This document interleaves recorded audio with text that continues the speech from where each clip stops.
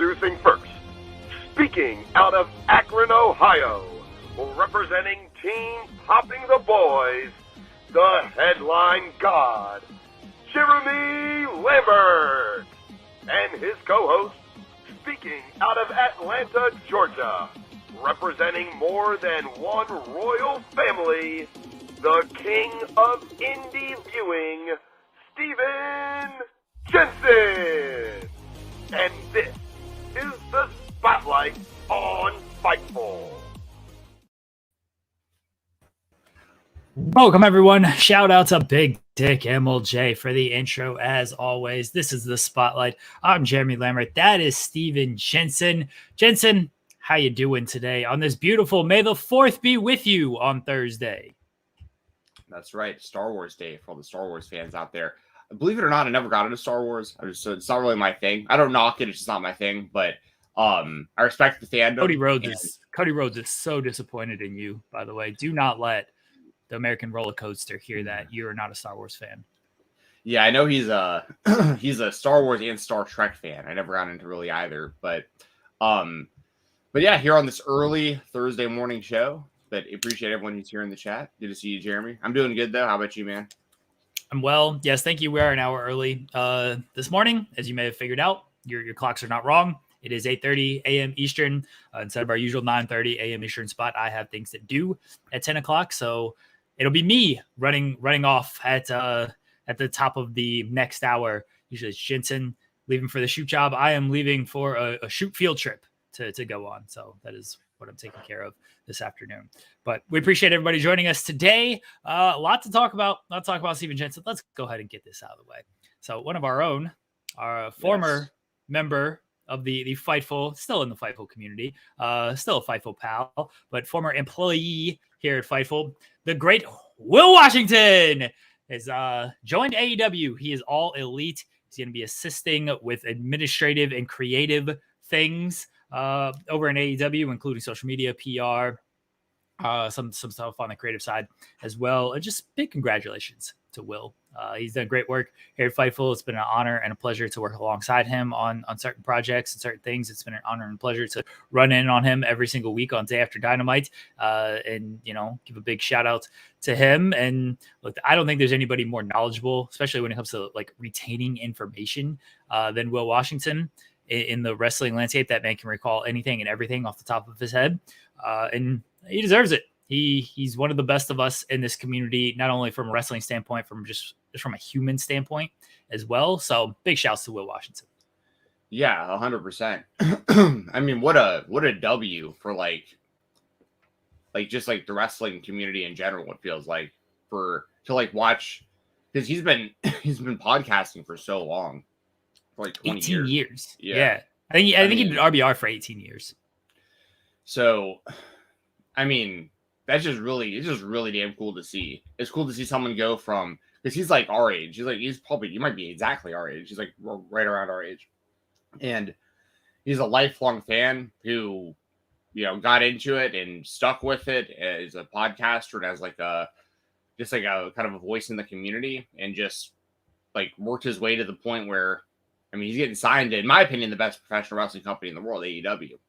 So, I mean, that's that was really, really cool. I figured something was something big had to have been happening, because I saw, like, obviously you don't leave Grapsody, you don't leave Denise, you don't leave Fightful and all that stuff if there's like no reason. I feel like, I was like, well, why is all this happening? But excuse me. But I figured because it was for good reason.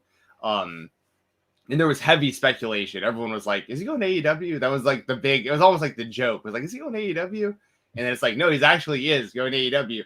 And he got the graphic, which is incredible. So yeah, I can't say enough good things about that guy. He deserves it.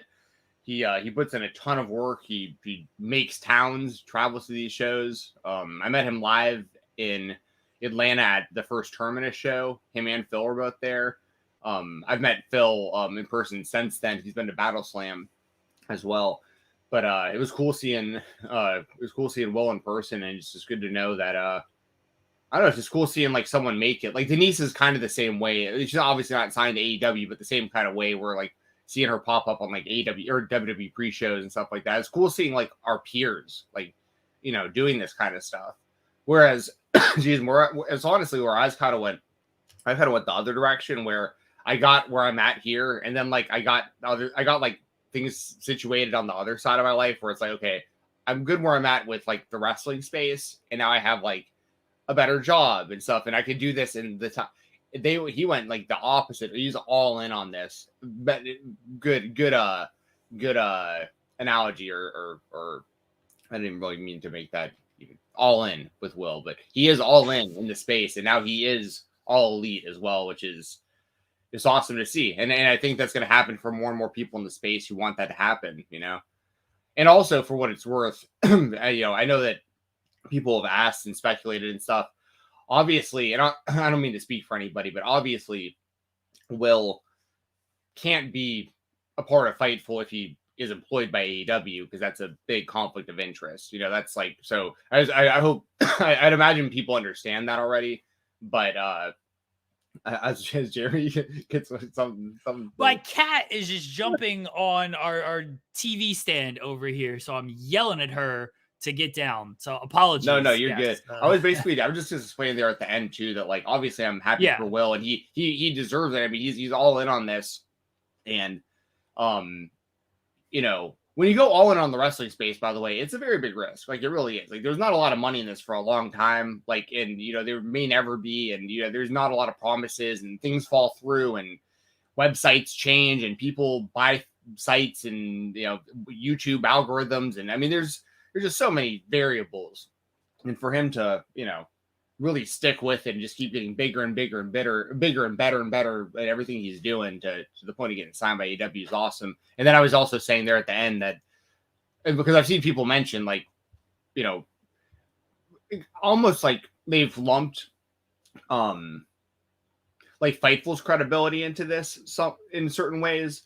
but they're like, you know, that's why Will can't work with Fightful anymore. Like, and I think that's why everyone should understand that. Obviously, it's just a giant conflict of interest. Like, you can't be signed to AEW and then feeding Fightful news. You know, it's just like, it's obviously that's why it works out the way that it does. So, obviously, Fightful's on great terms with Will. Like, he left in like the best way possible. You know what I mean? It's like, he's doing like the coolest thing ever. It's probably his dream job. He's working hand in hand with Tony Khan, helping with long-term creative and stuff. I mean, that's awesome.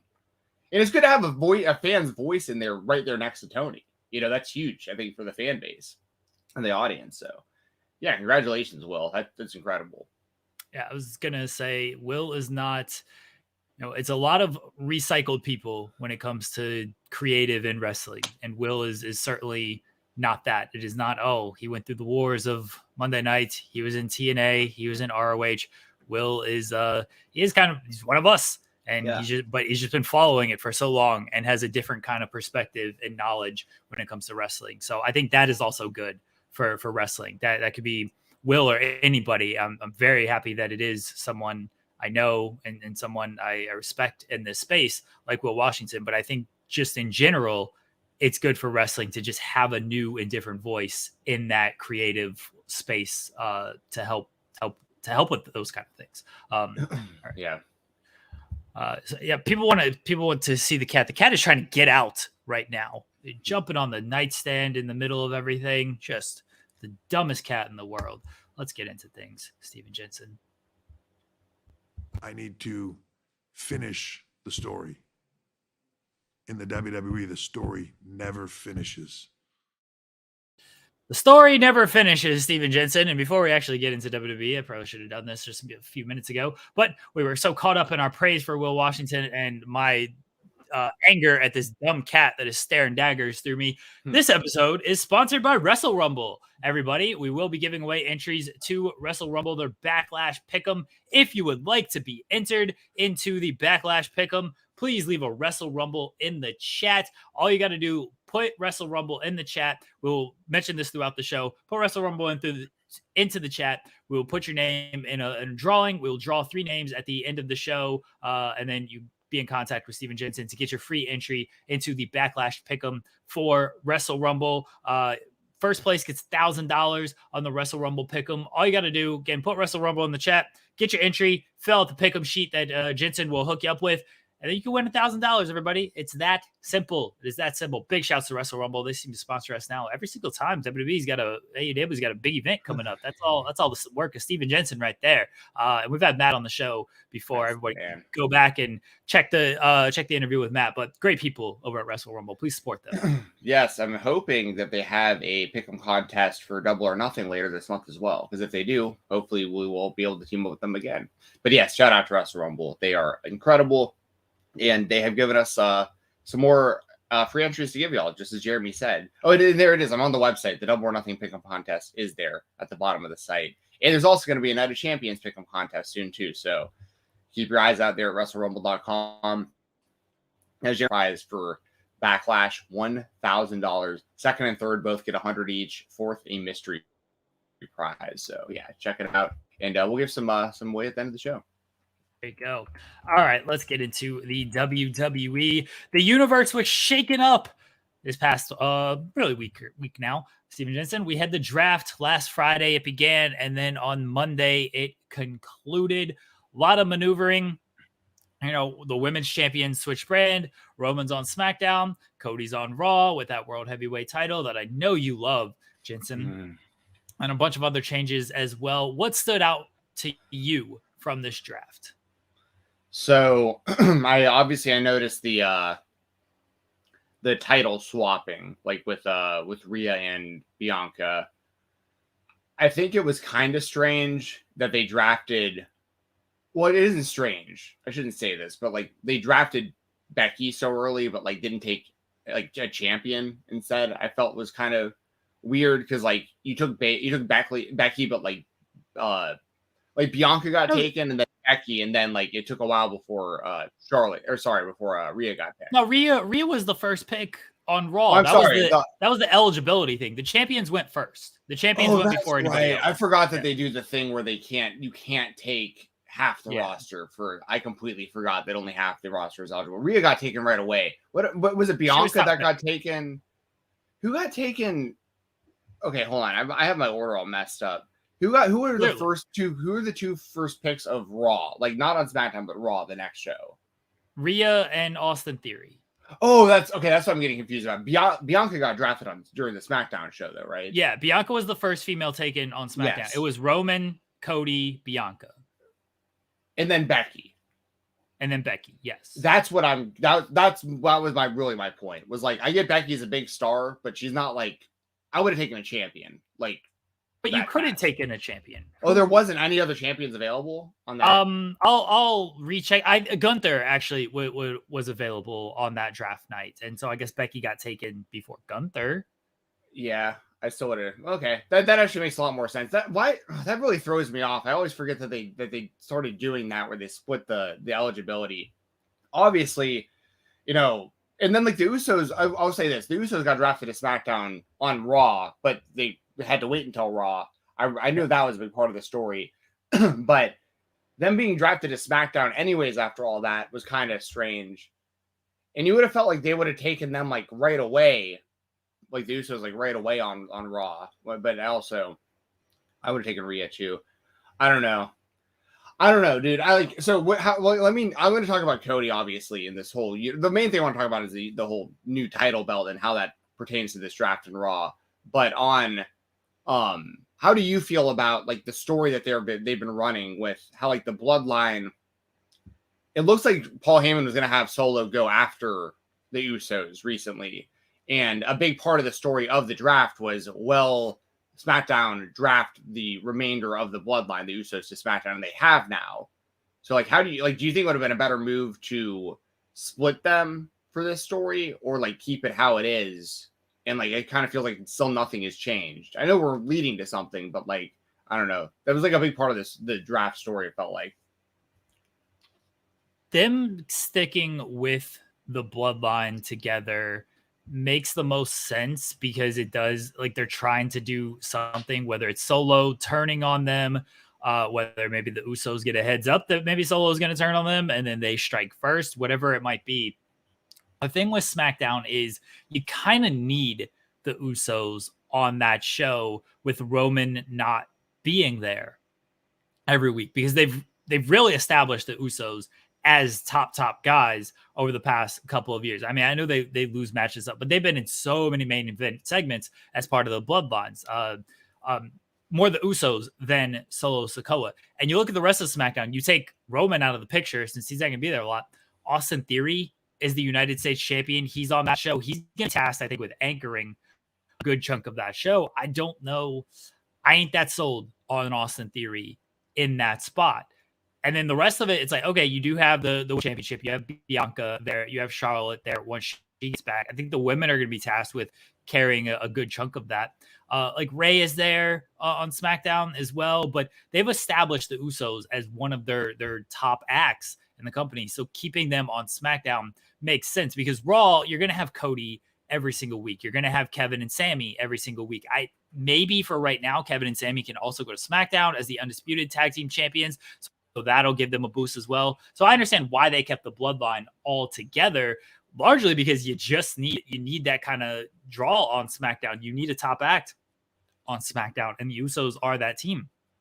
I hope we get some story progression with all of this, because right now it does feel a little bit just dragging feet through everything. And so I hope it finally goes somewhere. You know, it looked like Solo was going to do something, and then Riddle attacked him.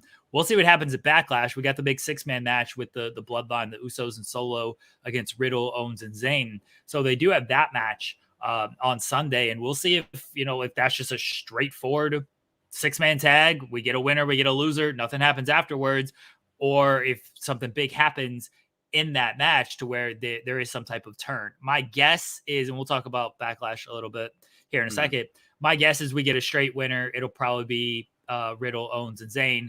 It'll probably be one of the Usos taking the fall, and we'll get the fallout from that on next week's SmackDown. Yeah, I agree with everything about all of that. And yeah, we'll talk more about our predictions for Backlash here in just a second. Another thing about this draft before I talk about this world title and Raw and everything is the cop out with Brock Lesnar and the free agency thing. That's super lame to me. I think it's lame that they split the rosters for, like, in general, like, to do the draft. I guess I get why they do it, because they want to do a 2-night draft. But, like, isn't it weird when you look at, like, the draft order? I that's what throws me off so much before, like, we did this show. I'm like looking at the draft order, and I'm like, why would you take so and so before so and so? It's like, oh, they weren't eligible. Why would they not be? That's weird. No one else. Who else ever has done something like that? And I don't know what other sport even could, I guess, but it's just weird. But the Brock Lesnar free agency thing is just a giant cop out. How do you feel about that? Like, do you think they should just put him on a brand like everybody else? I was surprised that they had him draft eligible to start with, because they released like the eligibility list like last Thursday night, and Lesnar was part of that, and it's like, oh, Lesnar's eligible to be drafted on Monday. I was like, that's weird, because it doesn't feel like Brock is going to stick to one brand. And then, of course, immediately it was, nope, it could be a free agent. And it was even weirder. They did the first night on SmackDown last week, and then they did the supplemental thing. And then, so they added a couple supplemental picks. But then on SmackDown Lowdown, I think that's the name of the show, they mentioned like, oh, MVP negotiated free agent status for Omos, but also here's Mustafa Ali, Von Wagner, and Dolph Ziggler, who are just free agents. They didn't have any type of negotiation, I guess. They're just free agents. So yeah, it makes sense that sure, Brock would negotiate free agent status, but you also just got these guys who were just free agents with no negotiation status. So it is weird that they're doing this free agent thing the way they're doing it anyway. I'm not mad if you want to say MVP negotiated free agent status so Omos can be on both brands. Cool. That's fine with me. If you want to say Brock did that as well, I'm fine with that. But then don't have, here's just a couple free agents that free agents because. Yeah, exactly. It's all very confusing. The whole thing seems like a giant cop out. Like everything about the draft seems like a cop out. It's all just like little ways to try to like protect little things throughout it. Like it just kind of bugs me, I guess. Like they probably do the 2 nights so that certain people don't get drafted too low from one another or whatever, and they The the free agency thing, I guess, is for. I think they do Sorry. the 2 nights to make both nights meaningful, because if you just do all the top picks on SmackDown, then it's like, oh, we're going to tune into Raw to watch rounds 5, 6, and 7 with these people that just aren't considered top guys. Like, that's why they split it up over 2 nights. I understand that. No, I get that, but I'm really, what I'm saying is, like, I guess I don't like the idea of the draft being 2 nights, I guess, just in general. I would just do it all like in one night, all the biggest picks, like how they did back in the day, how like the original draft, right, was just Raw. Like, it was just on Raw, and you found out who was on both shows, and everyone got drafted. It seemed like it made a lot more sense to do it that way. Gotta pop them ratings. Yeah, no, once again, I understand all this. I'm just saying, like, from a fan perspective, especially someone who isn't like that into the WWE currently, you tune in, and it would have just been, I don't know. But the free agency stuff is strange. In the talent negotiating with the management, and then Triple H explaining it to the audience the way that he does is also weird to me. We talked about this last week with the Roman Reigns thing, with him negotiating himself basically to the point of them having to create a third world title. And also Paul Heyman acknowledged that title belt, which I thought was interesting on Raw. He was like, Roman can't win it, but like he made it sound like Roman should go win that thing, you know? So yeah, and then the other free agents, that's just another thing where I don't know, they probably just didn't know what to do with Dolph Ziggler or Ali or any of these other people that they, you know, they're just like, well, we'll put them in a story. There'll be a storyline where they pop up. It's like, I don't know. But let's get to the main thing here real quick. So over on Raw, we have the WWE World Heavyweight Championship, the vacant title. Cody Rhodes has been drafted to Raw. First draft pick, by the way, to Raw, which I think that was obviously the right choice. Seth Rollins also on Raw. Those seem to be the 2 front runners from what I can tell. Seth Rollins is very, very over. I watched his match on Raw this past week, and like the crowd with the music and stuff. I mean, it's good. I mean, he's doing very, very, very good for himself. And here's the thing, like, if Cody's going to be on Raw, I feel like you should win this title.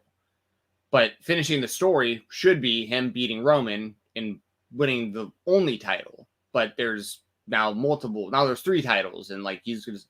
But man, this is going down in Saudi Arabia. I talked about it last week. The American Nightmare finishing this story in Saudi Arabia feels that's not cool. That's weird. You know, just more weirdness.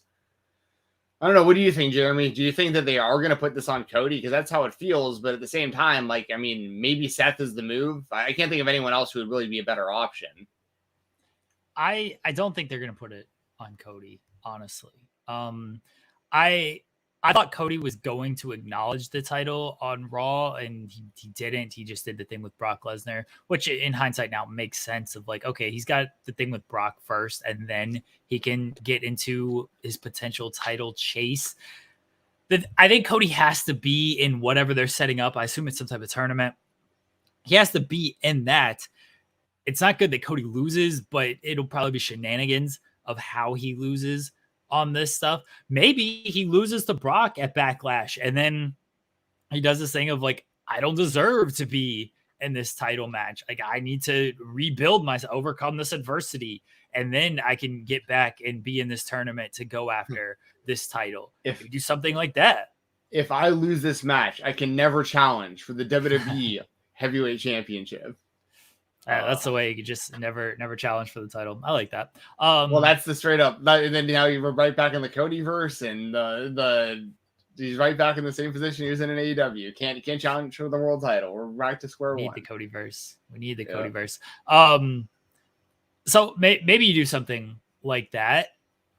I don't think he's gonna win this title though. I just don't, because I'm with you of him winning this title in Saudi. It's not finishing the story. I think everybody agrees on that. Even Cody said in an interview, it's like, you know, it's like a side quest type of thing. It's a chapter. That's a caption for this thumbnail. It's a chapter in the story. And as Triple H reminds us every time we hit the bumper, the story never finishes. So if he wins this title, it wouldn't be finishing the story. It would just be finishing this chapter, and then you move on. But I don't think Cody is going to win this title, but I also don't think he should, and I know he's smart enough to know this.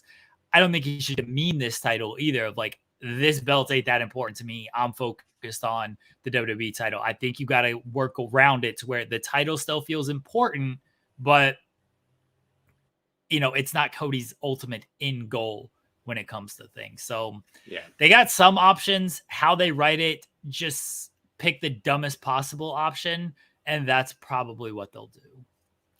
Yeah, that's unfortunate. That's really how we have to think. Put your mind in the mind of what you think Vincent McMahon thinks is good, and then maybe that's where. Yeah, it's super frustrating, man. I don't want to talk more about that title too much because I went off on it last week. But and by the way, I didn't bring this up on the show last week. I completely forgot. People think this is funny. I went to a movie theater for the first time in like literally at least 10 years the other day, and I went and saw the Mario movie. And I told Jeremy about this, but I was wearing a Cody Rhodes hoodie at the movie theater, and I was session stand getting popcorn and a drink, and I was getting a pretzel, these pretzel bites that were really good. And while I was standing there, this dude, just like long hair, chilling at the movie theater working, he points at me and he's like, "Dude, I love that hoodie." And I was like, "Hell yeah, man, American Nightmare." And he was like, "But WrestleMania though." He like put his hand in his head, his head in his hand. And I like did this, and I was like, "Yeah, man, like, I'm with you, dude. I'm not over it either." Commiserating over Cody. I'm like bonding with complete strangers over the Cody Rhodes loss. So yeah. And on the flip side, this is one last thing, real quick, as we get into Backlash. This is a good transition. This needs to be brought up. Back when the Royal Rumble happened in January, the same morning, I met one Joey Chestnut, who is, incredible. Did you get your mail, by the way? No, I have not gotten my mail. I finally sent you your autograph the other day. Oh, so thank you. Yeah. Excuse the handwriting on the envelope. I already have bad handwriting, but I had to write it all in my truck real quick. I was like in a rush, and I was like, wait, I can finally mail this thing. I completely forgot to mail months ago. But anyway, on the day of the Royal Rumble, I got to meet Joey Chestnut. And then Cody won the Royal Rumble that night. Joey Chestnut wasn't around the day of WrestleMania. I didn't get to see him that day. And Cody, that was the biggest travesty in the history of wrestling. And then, but this Saturday, I'm seeing Joey Chestnut again. Taco Eating Expo. Okay? So I'll be seeing Joey Chestnut this Saturday. Backlash is this Saturday. So Cody will probably get the W over Brock. I feel like that's the thing. Is like every time I see Joey Chestnut, good things happen for Cody. So you see Chestnut to keep coming in whenever Cody's got a big match. So shout out Joey Chestnut, American hero. So let's get into Backlash. Do you think that Cody is going to defeat Brock Lesnar on Saturday? Yeah, but I also thought he was going to win the. Okay. Yeah, I also thought he was going to beat Roman at WrestleMania. So like, I was pretty damn sure of it. So, my official prediction is going to be Cody, but I'm definitely way less confident in that than I was heading into WrestleMania. How crazy is that? I was more confident that Cody was going to beat Roman at Mania than I am that he's going to beat Brock now, non-title. But I don't know. How do you feel? You got Brock or Cody? Here's what's going to happen, Stephen Jensen. I think Brock's going to win, and I think Brock's going to win, and by virtue of beating Cody, get some type of automatic bye to the finals of the World Heavyweight Title tournament in Saudi. Brock's going to be on that Saudi show. He's on just about every single Saudi show. He's going to be on it in some capacity. Good way to establish that title. Brock Lesnar competing for it in the first match. Brock's going to win. He's going to go on to Saudi to challenge for the title in the finals. Who he faces, I know people like kind of talked about Omos. I think Omos might eventually face like Reigns at that show. Brock and Seth Rollins at Night of Champions in Saudi for the World Heavyweight title. I think Seth wins his little tournament thing, like his bracket side of the tournament, and then he faces Brock for the title that's in Saudi. That's my prediction. I think that's very possible. They should have just done, because they're doing Rollins and Omos at Backlash. I don't know why this isn't just like in a tournament for the title. type of That's thing. I mean, Seth didn't even acknowledge that match on Monday. Like, that's apparently still happening, I guess, but no one, it was randomly thrown together. Seth is like, what the hell's going on? And then he just decided to ignore it completely on Monday. That's a weird match. They might do some type of like screwy finish in that to somehow protect both men. Because I don't know if you need Rollins taking a loss there, especially if he's going to go on and be in this tournament to be in the for the world heavyweight title. And I don't know if you need Omos taking a loss there, because it seems like they're maybe setting up Roman and Omos for some reason. And this is the chatter. I don't actually know if they're going in this direction.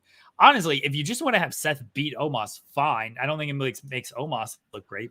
But they haven't made him look great anyway. He takes all these losses anyway. So right. I'm fine with that. Maggie says Jeremy just wants Jensen to rant on the show because he knows it gets views. I mean, yeah, true. I'm not going to deny that at all. The more Cody loses, the more Jensen's going to rant, and the better for our show in general. So yes, Cody should lose all the damn time, honestly. Yeah, our show generally averages probably like around 2,500 to 3,000 views. Probably is about what we probably get for most shows each week. Like here on YouTube for like this show that you're watching currently. I know they do like the audio and split on to overbooked and stuff, but like usually get about about that number for the episode after Cody lost at WrestleMania. The last time I checked, it was at like 12,000 views. It like 10x how many people normally watch the show. So yeah, I guess at least my pain equals more views for the show. People love seeing others in pain on adversity. Jensen, you got to overcome it. You got to overcome the adversity of Cody Rhodes losing, and then eventually maybe he'll win, and then we can have the joyous celebration. Yeah, and then I can. I mean, dude, I talked about it before. I had to cancel a tattoo. I had to cancel. I look totally different right now with I have no facial hair and blonde hair right now. Cody had won, but anyways, robbed us, Triple H. You robbed us of this. Yeah, but I'm gonna go with Cody over Brock. I mean, I feel like I have to, but this should be Cody as the champion defending against Brock, and there should be no third title even in the mix. But also shout out to Wrestle Rumble. Make sure to make your predictions at WrestleRumble.com. Say the words Wrestle Rumble in the chat if you want a shot at a free entry later today. I'm gonna pick some names at the end of the show. We'll pick 3 winners off the list of people who say Wrestle Rumble in the chat. You'll get a shot at $1,000 on the Backlash Pick'em contest. But yeah, my predictions, Cody. You said you got Brock. Which one do you want to do next? Let's not run down the entire card here. But I'll tell you what I think is like what I'm excited about. Then I can give some really quick predictions. Okay, cool. Okay. Wow. I mean, I do like Omos versus Rollins if it does happen. I actually do. I'm interested in that match, to be totally honest. I like Omos more than most people do, I think. And Seth's the man, so like I think that'll actually wind up being good. Rhea and Zelina I think will be good as well. You know what? Honestly, and I know Bad Bunny and Damian Priest, that'll be a good spectacle. Like they'll come up with ways to make that really good. But honestly, I think Bianca Belair versus Io Sky could wind up being maybe the best match of the whole night. Like I'm really big on Io and have been for a long time. And Bianca kills it every time she defends the title. So like that's what I'm really and I think Bianca's gonna retain there. But like I'd be totally cool with Io winning, but I just feel like why take it off Bianca now? Like everything's working really well with her as champion. So how do you feel about that one, Bianca and Io? You think it's going to be one of the best matches of the night, and do you think Bianca retains there as well? I think it will be one of the best matches of the night. I'm looking at running through. Cody and Brock will be great. All the matches, like they rarely miss with these matches. It's just largely how much is the booking going to hamper it. Like talent is so good nowadays and all across the board in wrestling that it's tough to just have like bad matches in wrestling. So the match will be great. I think Bianca wins. I hope something just happens with her afterwards. I feel like she's faced Damage Control she's had this title for over a year now. I feel like for at least half of it, she's been involved with Damage Control in some way. Charlotte don't they have to do she has to swap it now, doesn't she? Also, I don't know. That's the rumor. I don't even know if it's a rumor. I think it's just Twitter speculation that they're just going to swap it with Rhea. I don't know how they're going to work that out. I think the best solution is just rename them. Like, why are you going to call it the Raw and the SmackDown titles? Just rename the belts. You have the World Heavyweight title. You have the WWE Undisputed. Just rename one the Women's Championship and rename the other. I'm terrible with the Divas title. I'm kidding. The Universal Women's Championship, if you want to do something like that. But yeah, I think they just rename them more than swap them, and then the lineage stays the same because swapping them is so dumb. It went over horribly last time. I don't know why they think it's going to go any better this time, but I suspect Bianca will win this match. And we'll see what happens. Damage Control. They've been teasing dissension and a split there, so we'll see if that's the direction they go with them.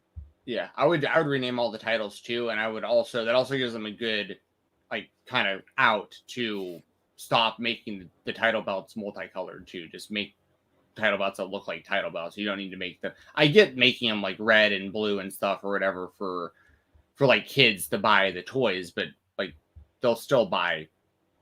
You know what I mean? Like, yeah, like people are gonna like. I think more kids would buy like a winged eagle looking title belt than like this red or whatever. I guess it's blue, the universal title belt now and stuff. So it's like, I would definitely do that. I'd rename the titles just like you said, and I would also make them look like actual world title belts instead of like kids' toys.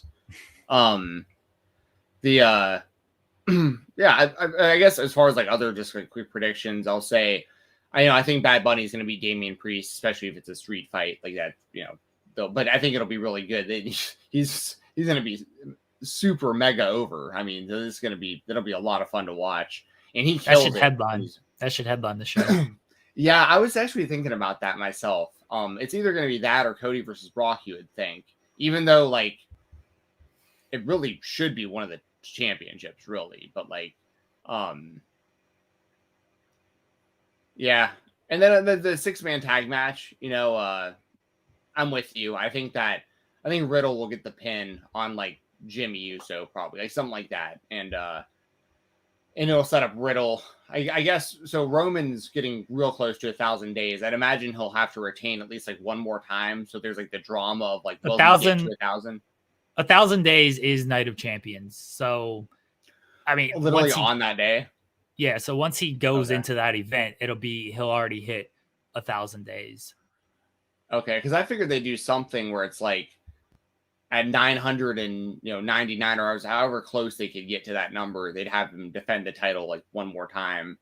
But either way, I think Riddle will be the next challenger for Roman, and Roman he can't challenge for the title. He can't challenge for the title.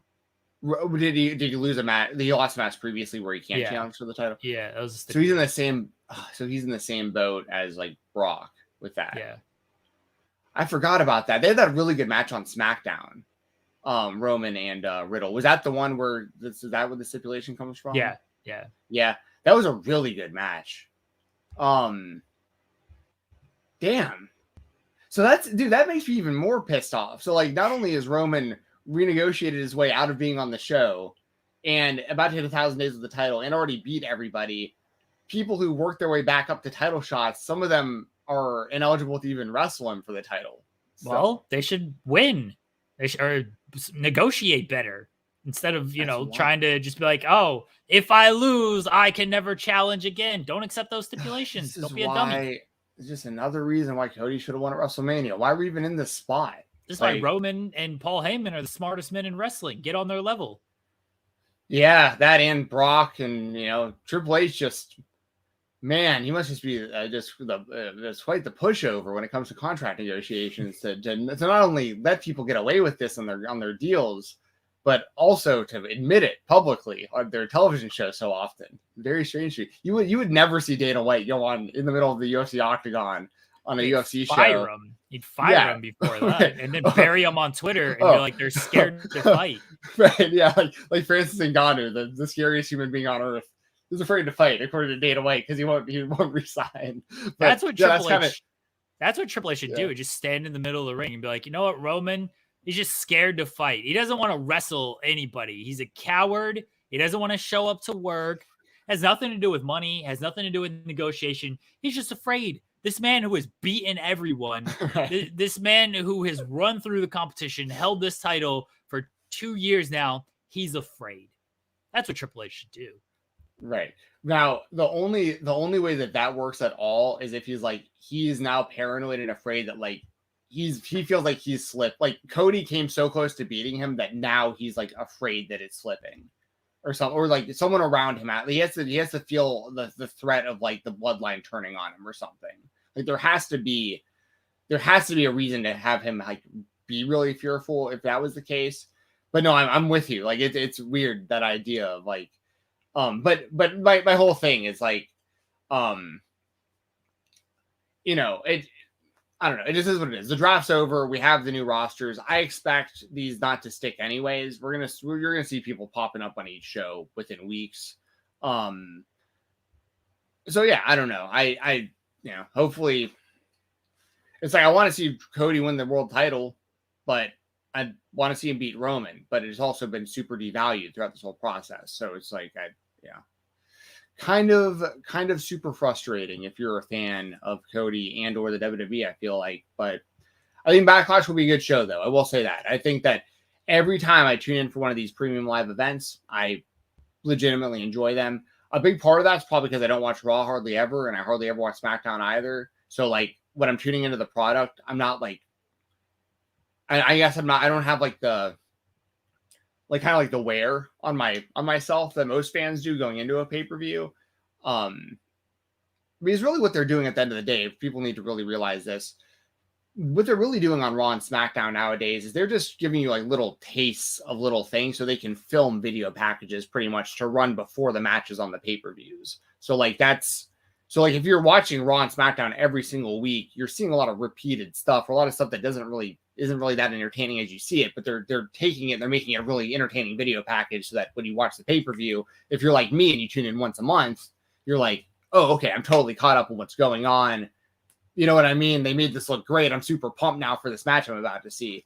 But yeah, any other, I think I'll just really quickly, I'll go, Riddle, Owens, and Zayn are going to win.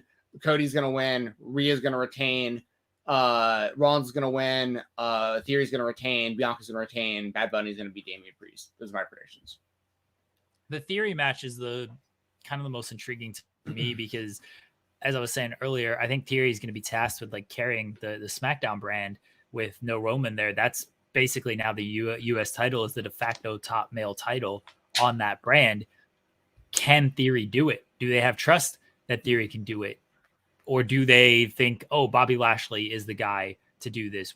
Lashley's carried the WWE title before. He's been in this position. We know he can do this and be the lead on the brand. I think they're going to at least give Theory the shot to do it.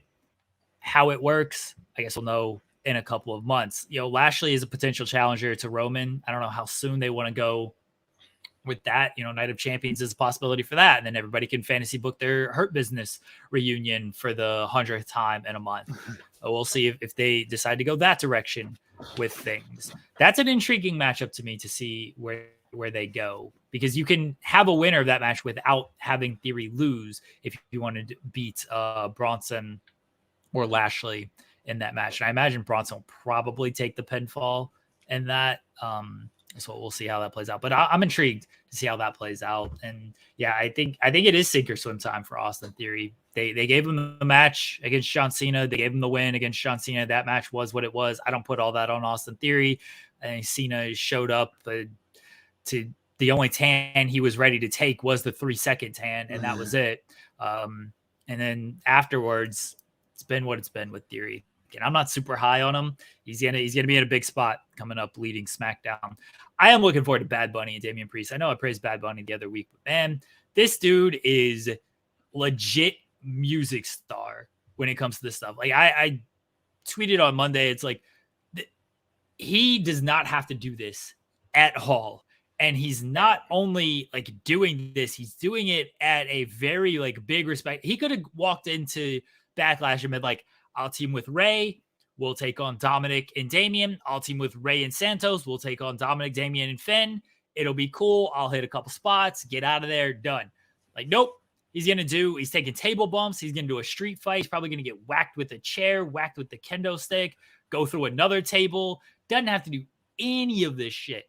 and still does. And people, I understand why they said this. Like, oh yeah, like Logan Paul is also doing this, and Johnny Knoxville is also like doing this at a high level.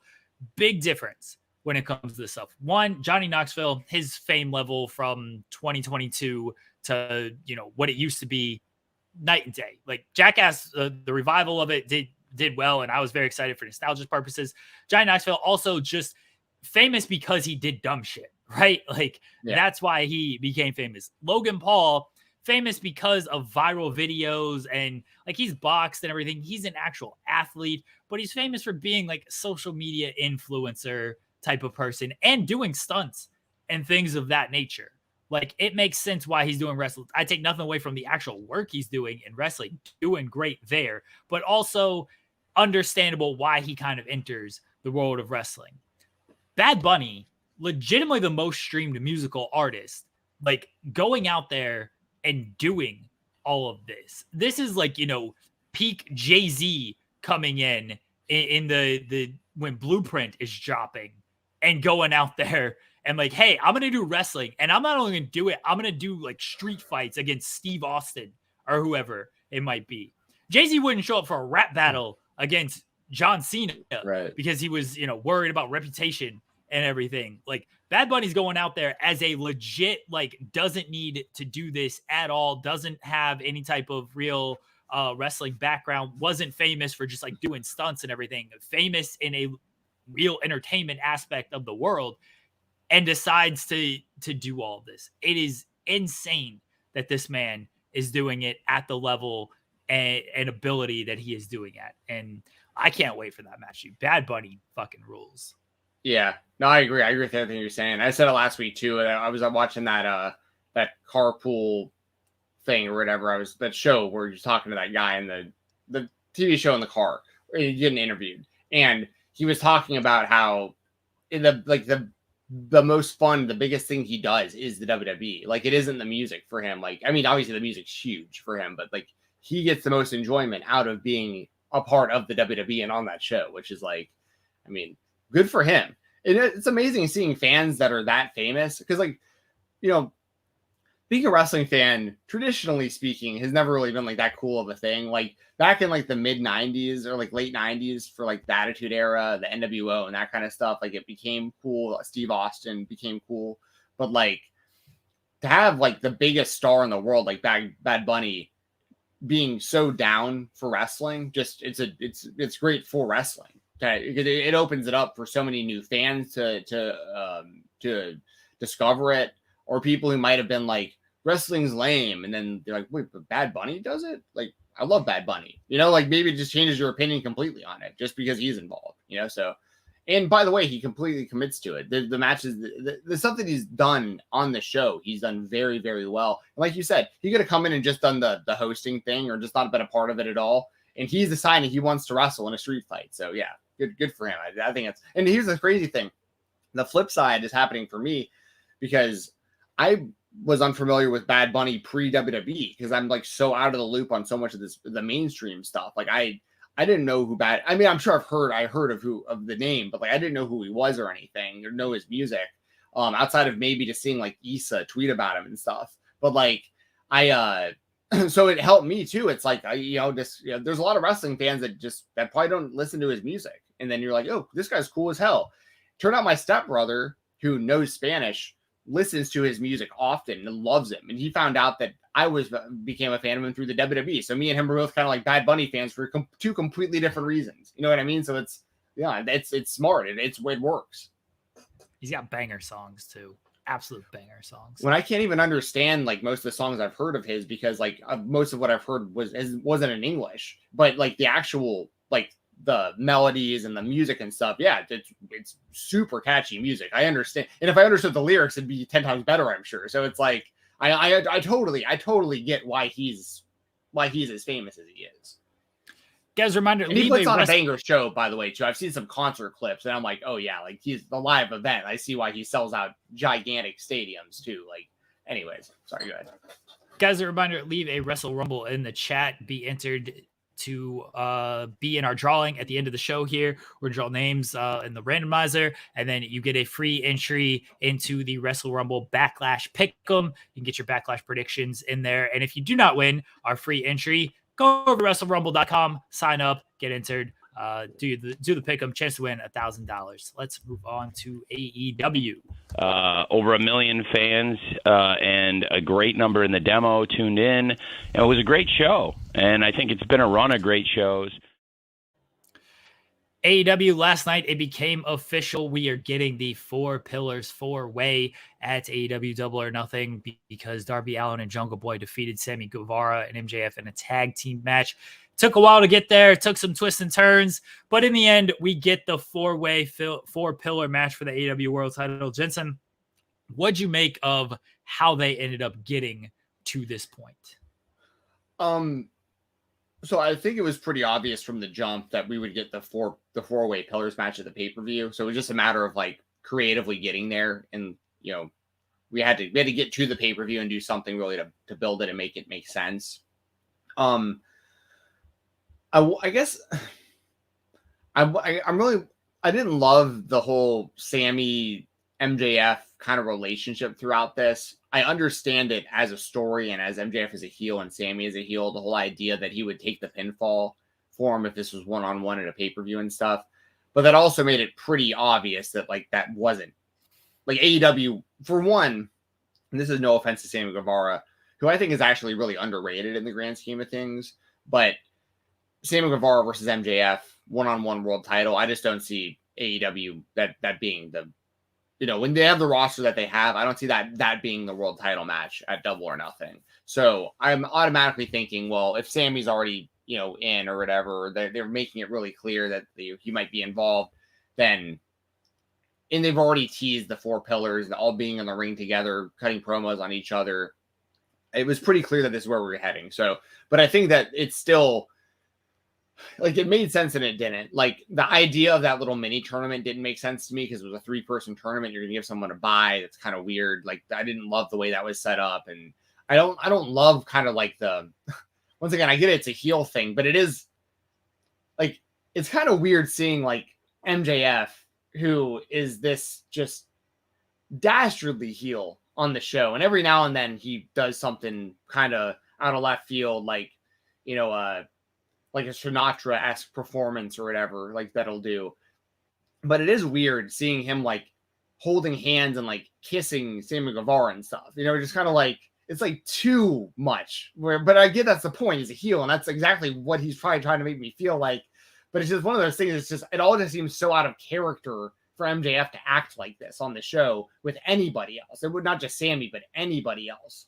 And I get it. The whole point is he wants him to lay down for him, so he's being super nice to him. I understand that, but it's like you can do that also without like holding hands and like kissing him on the forehead and stuff. It's a little like too intimate for me. It's like it's kind of strange that they've gotten that close so quickly on the show. It'd be different if it was like MJF and like Wardlow back in the day because like they were together for like years. I could maybe see like, but anyway, it was just it's funny. Barker C. Jones says, a little gay is always okay. I have nothing against people being gay whatsoever. I'm very much an ally to that community.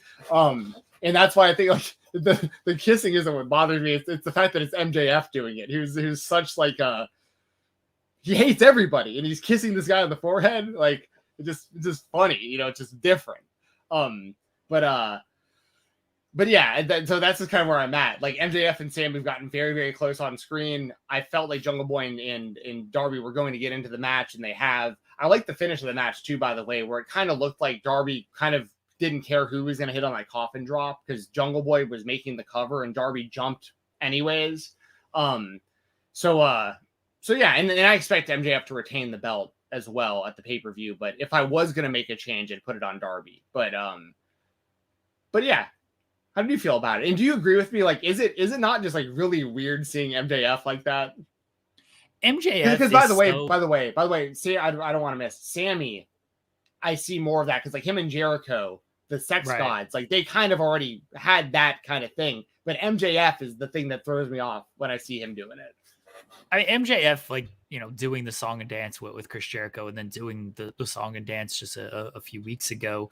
He's such a diverse performer that it does come off a little strange, especially when, the previous feud he is talking about Danielson and wanting to maim him so bad that he can't see his wife and kids. And he, is talking about the lengths that he will go to, including car accidents while he's getting a blowjob, and then putting, the woman in the different seat. Like, yeah, it's a little strange when you see the different waves MJ, the points that he will go to. It's like, oh, super serious MJF talking about murder and things like that, and framing people, and then over here, hey, love you, big kiss on the forehead type of thing. But that's MJF. At the end of the day, his thing is, I'm willing to go to any length. So that means I got to be fake nice to this person and act like I really love them. However I have to do that, that's what I'm going to do. That's who MJF is when it comes to that. I thought Sammy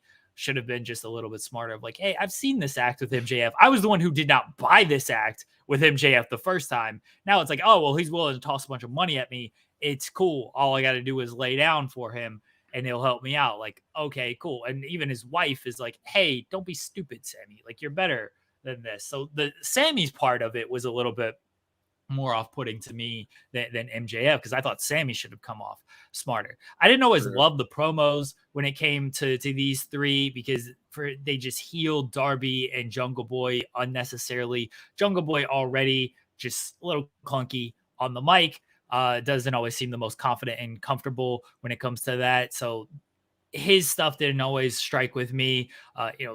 Sammy would just be babyface random times. Like, this is the most hateable person outside of MJF, like, in the match. Like, why are we trying to babyface this guy? So a little all over the place with stuff. They got there in the end when it came to the four-way match. We all expected it. Could have been done a little bit different, a little bit better.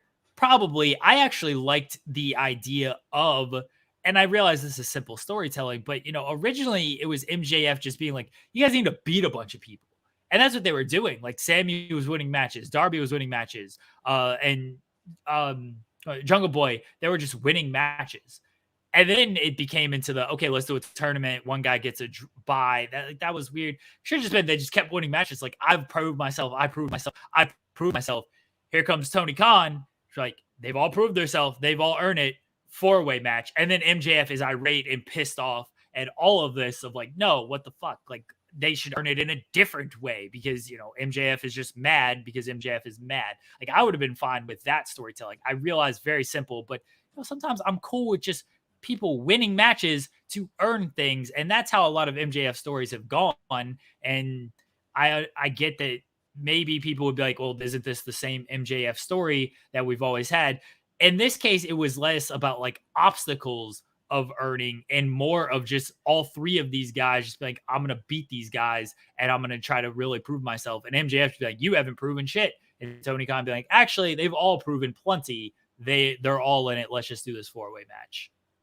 I love that idea, actually, just having them over the last couple of months. If they would have just like every week on like Dynamite or Rampage, you just see them just winning matches over like top level guys week after week after week.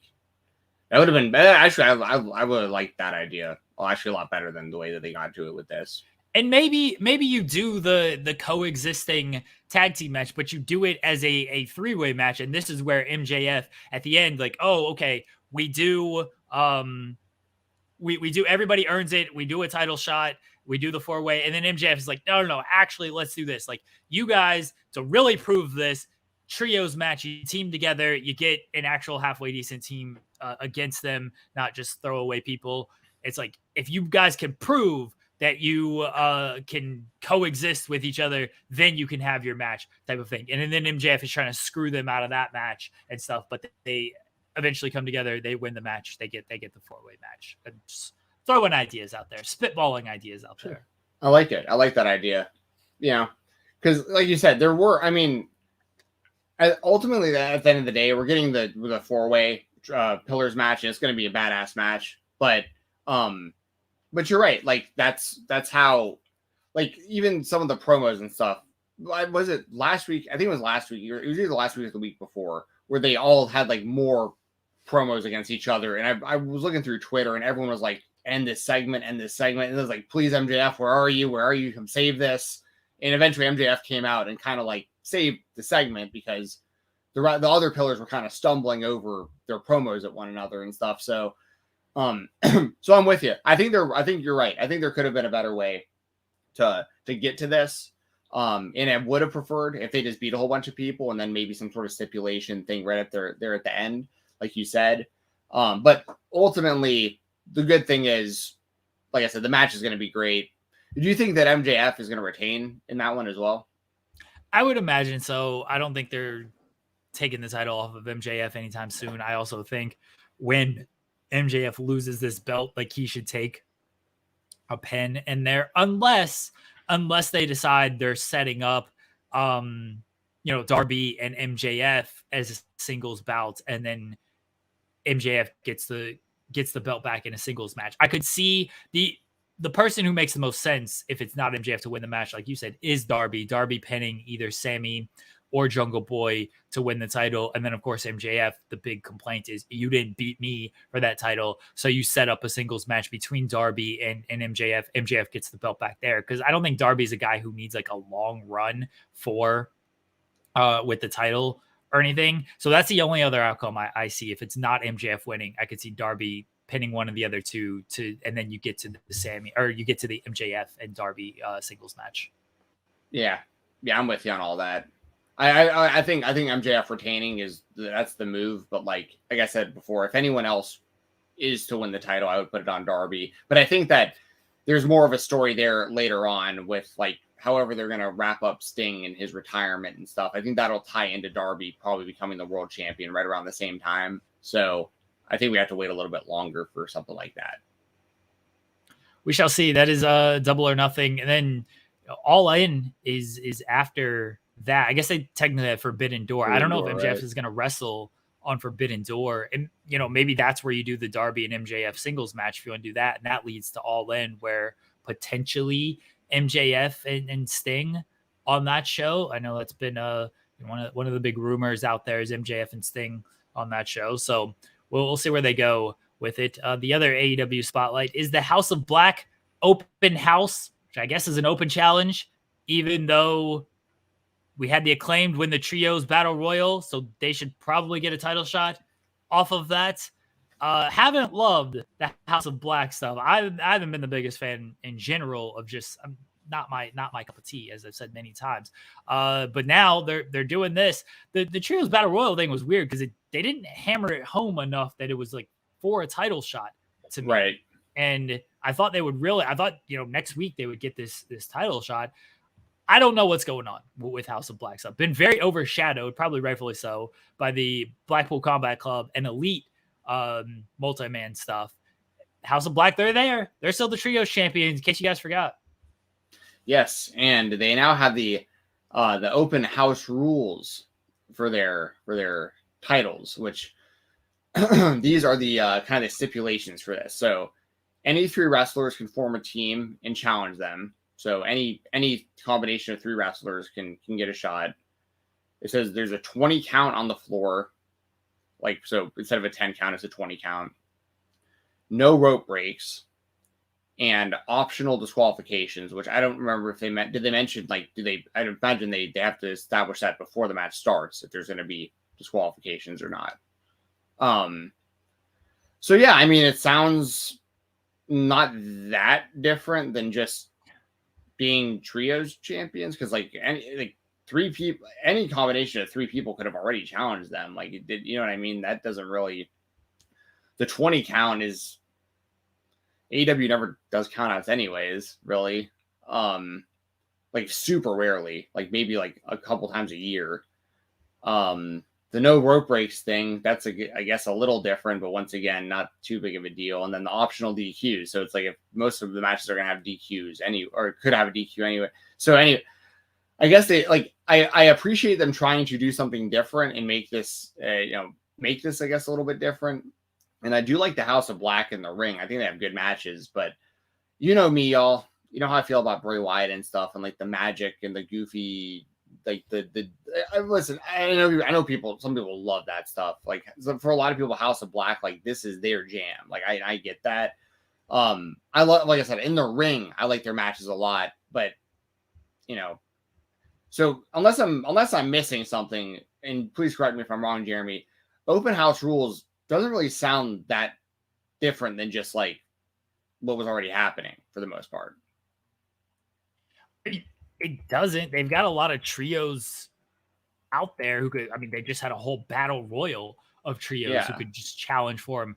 It does feel very like, let's throw together some trios and come at and challenge these guys. Let's change up the rules a little bit, even though, like you said, they don't make two.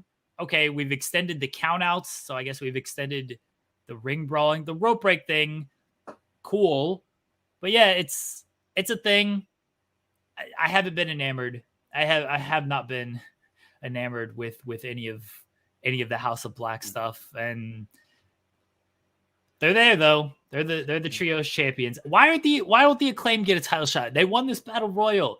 Why don't they get this title shot? I assume they will. I assume Double or Nothing, they will get their title shot. Maybe I'm wrong, but I assume that's what's going to happen. Jeremy, what? It's cool, man. We could just DM Will and just like tell him to change it.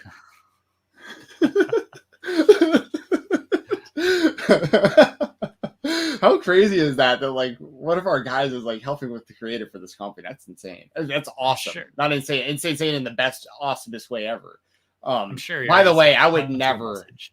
Yeah. Well, just so I'm just because I jokingly put that in the world. I would never, ever in a million years ever jeopardize any position or any career he would have by ever doing that. So I'll make that clear. I would never reach out to him and ask about AEW creative.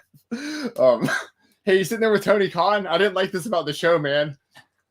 I'm sure he's already got a ton of messages and replies from last night of like, hey, Will, what are we doing? The House of Black stuff. We'll see when it comes to the open house. Hopefully it's halfway decent. Let's move on to other spotlights. Our product is what it is. We're going straight up the middle.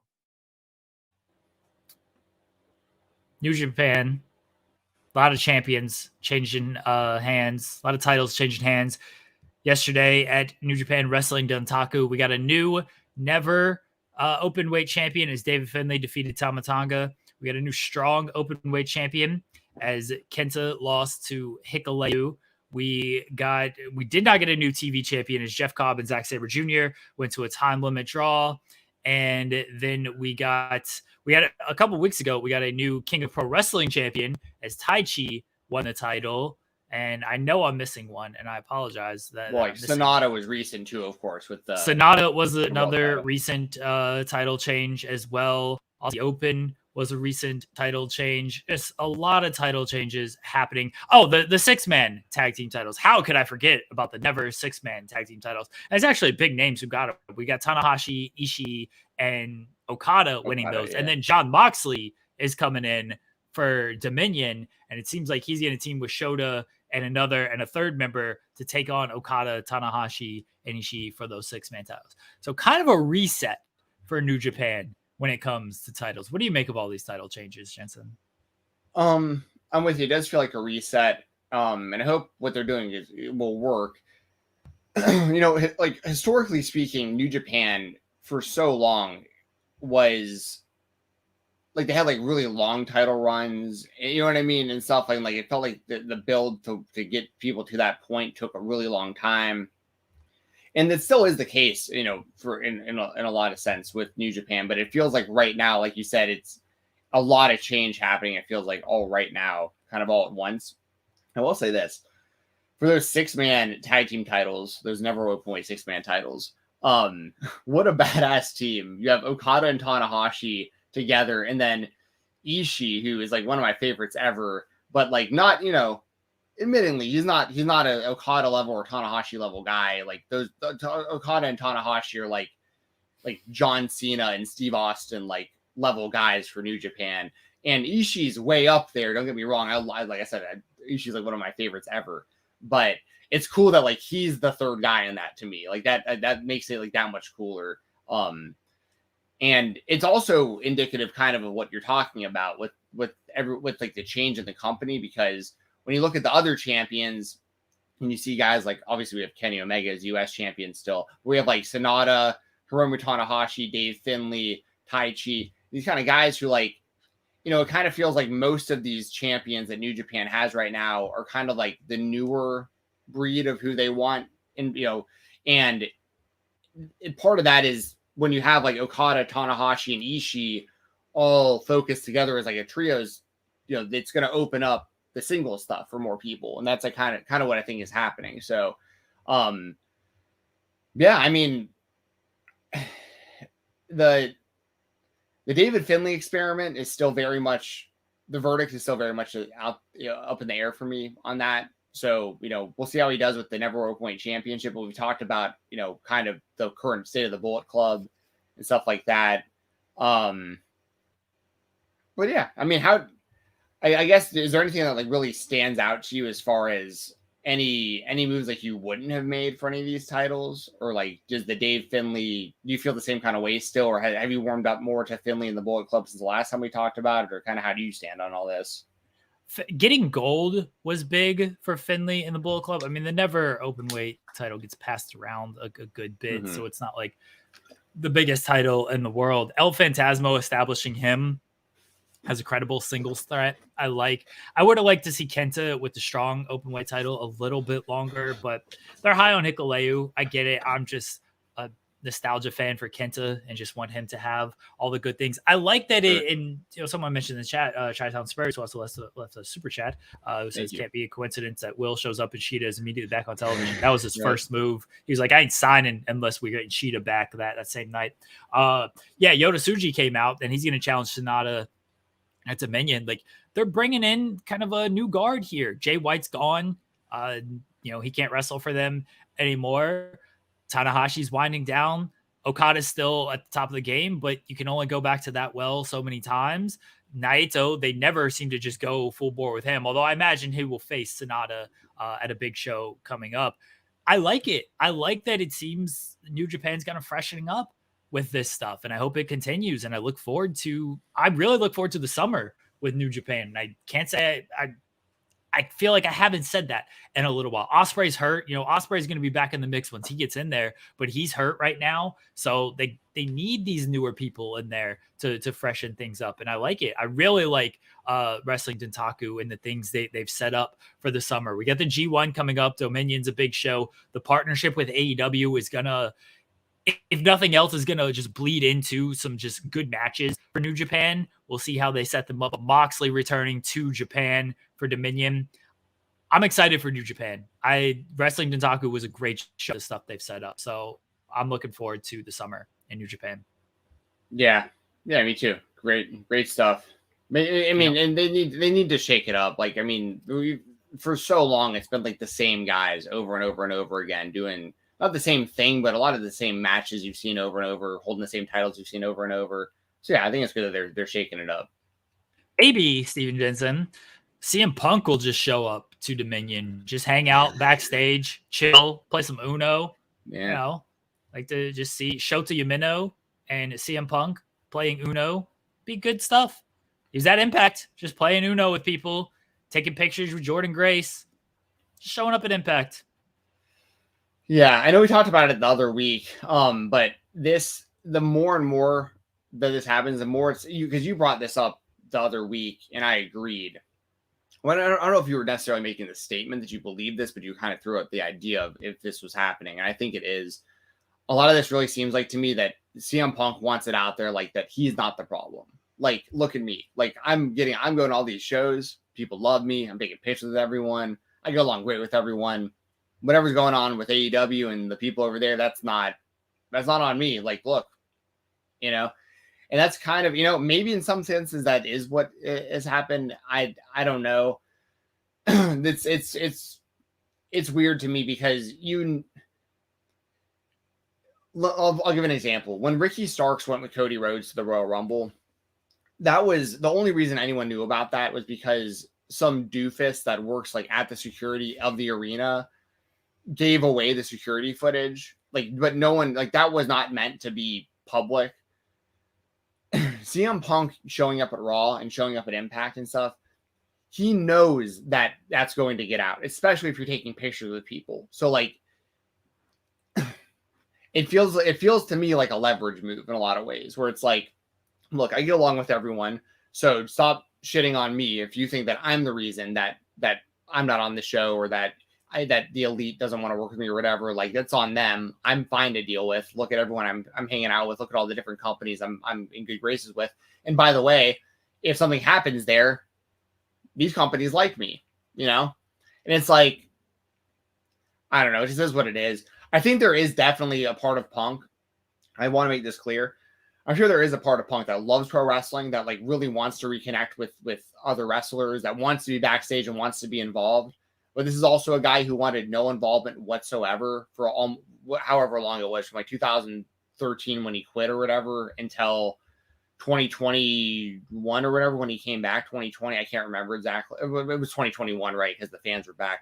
Yeah. So, you know what I mean? It's just one of those things where it seems pretty disingenuous, but I also, it's kind of cool though. It's, you know, like if I was friends with all these people and I had the opportunity to show up and reconnect with my friends, I would want to also, but you know that what you're doing is going to cause a lot of, you know, people are going to talk about it. That's going to be super public, that you're backstage at other wrestling events when you're currently not a part of the company you're actually signed to.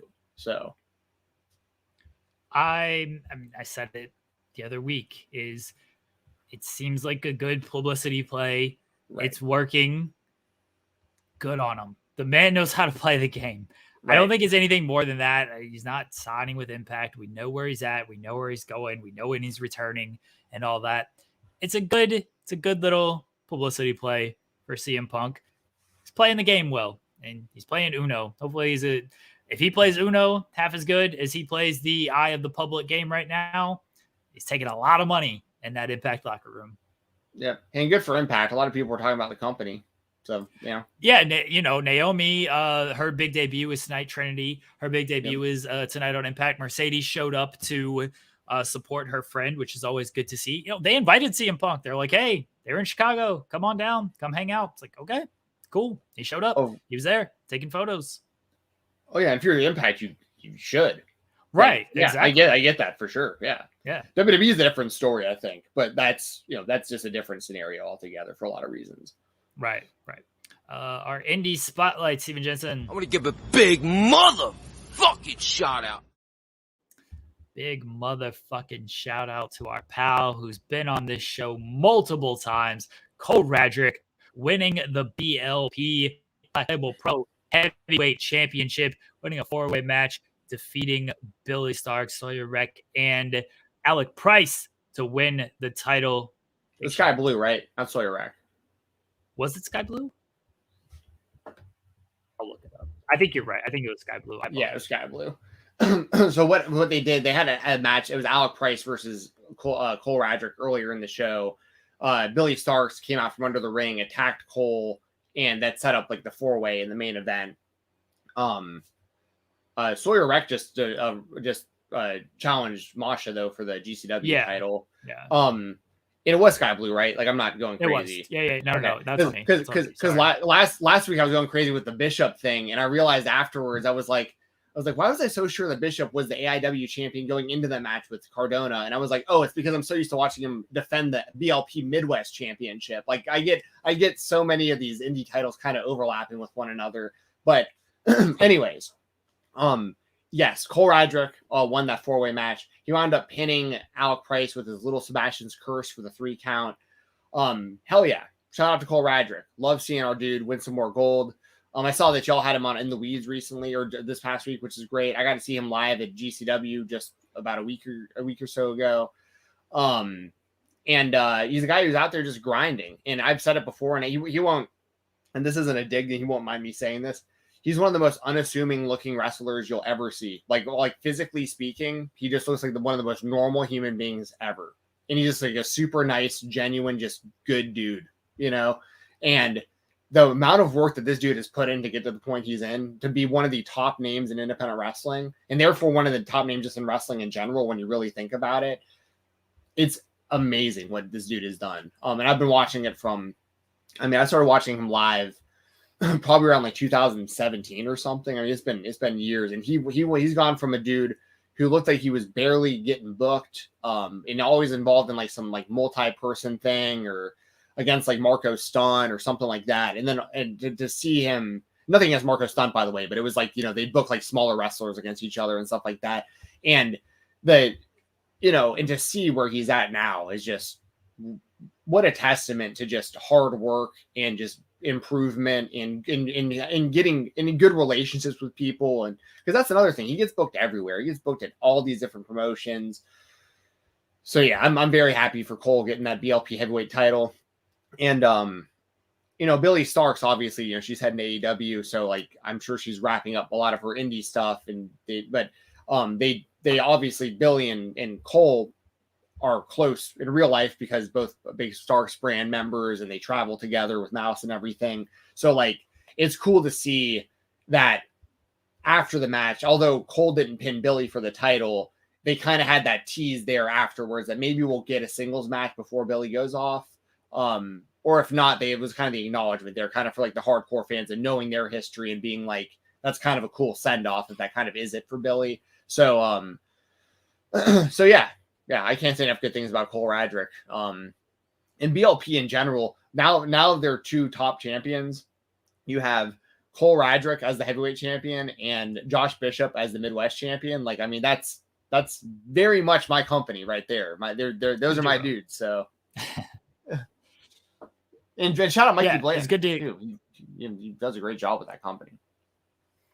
It's good to see Cole win that title. He was on In the Weeds on Monday this past week. Everyone can go check out that show, that interview that's up on Fightful Overbooked. It's being cut into two separate things as well, because we had Sean Ross Sapp come in there, and him and Cole did a bit, and then Shaza McKenzie ran in. So very fun time with Cole, Sean, and Shaza. Everyone can go check that out. And like Jensen said, Cole Radrick, one of the nicest dudes. I messaged him on like Sunday. I was like, hey, do you want to join In the Weeds today? He's like, yep, I'm there, whatever you need. And so just one of the nicest. I told him 20 minutes. He did like 45 minutes. So Cole Radrick, one of the best dudes out there. So shout out to him. Go watch him on Twitch as well. He's big on the Twitch.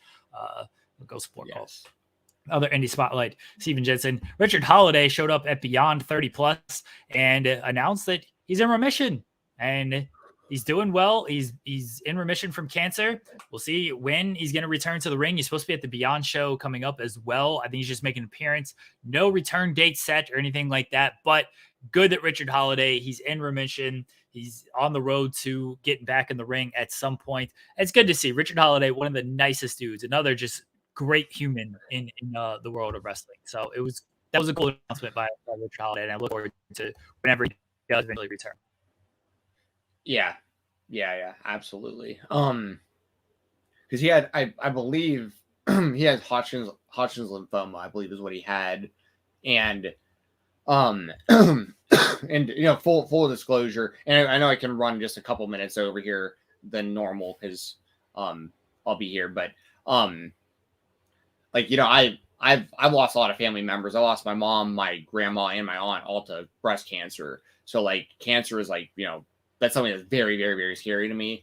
And it's great to see that he's in remission. Like it really is. When I found out he was battling cancer, I felt terrible to know that he was going through that.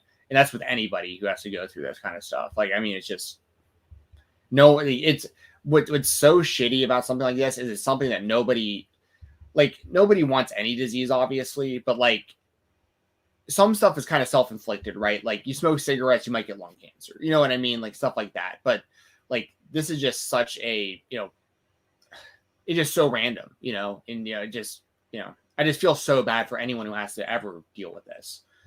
So to know that he's in remission is incredible. And I hope it just leads to, a speedier recovery and him back in the ring. If I remember correctly, I think he left MLW recently. So I don't know. Yeah. He became a free agent. Yeah. So, and here's the thing, man. And I said the same thing about Roman. If you can beat cancer, like everything else is easy. You know what I mean? So like if there was any company that ever maybe didn't want to take a chance on Holliday for some reason. Maybe like they liked him and they thought he was good, but like they needed that one extra thing to really like, you know, to really put him over that hump of like whatever it was that he was missing. It's like, dude, motherfucker just be cancer. You know what I mean? Give him a shot. You know what I mean? So like I think that and he's super talented too. He's got a great look, great in the ring. I mean, he's been one of the next guys up for a while, but this to me is just one of those things where I just have such a massive amount of respect for people who go through that and fight it and win. So that's yeah. I'm getting a little emotional talking about it because it's just kind of my family history with cancer, but I hope nothing but health for him going forward. Listen, I did not know that about your family. I'm very sorry to hear all of that, and I can understand. I think everybody understands why you'd be a little emotional talking about this. You know, as far as Richard Holliday goes, yeah, it's good to see. It's good to see that he beat it. He's in remission.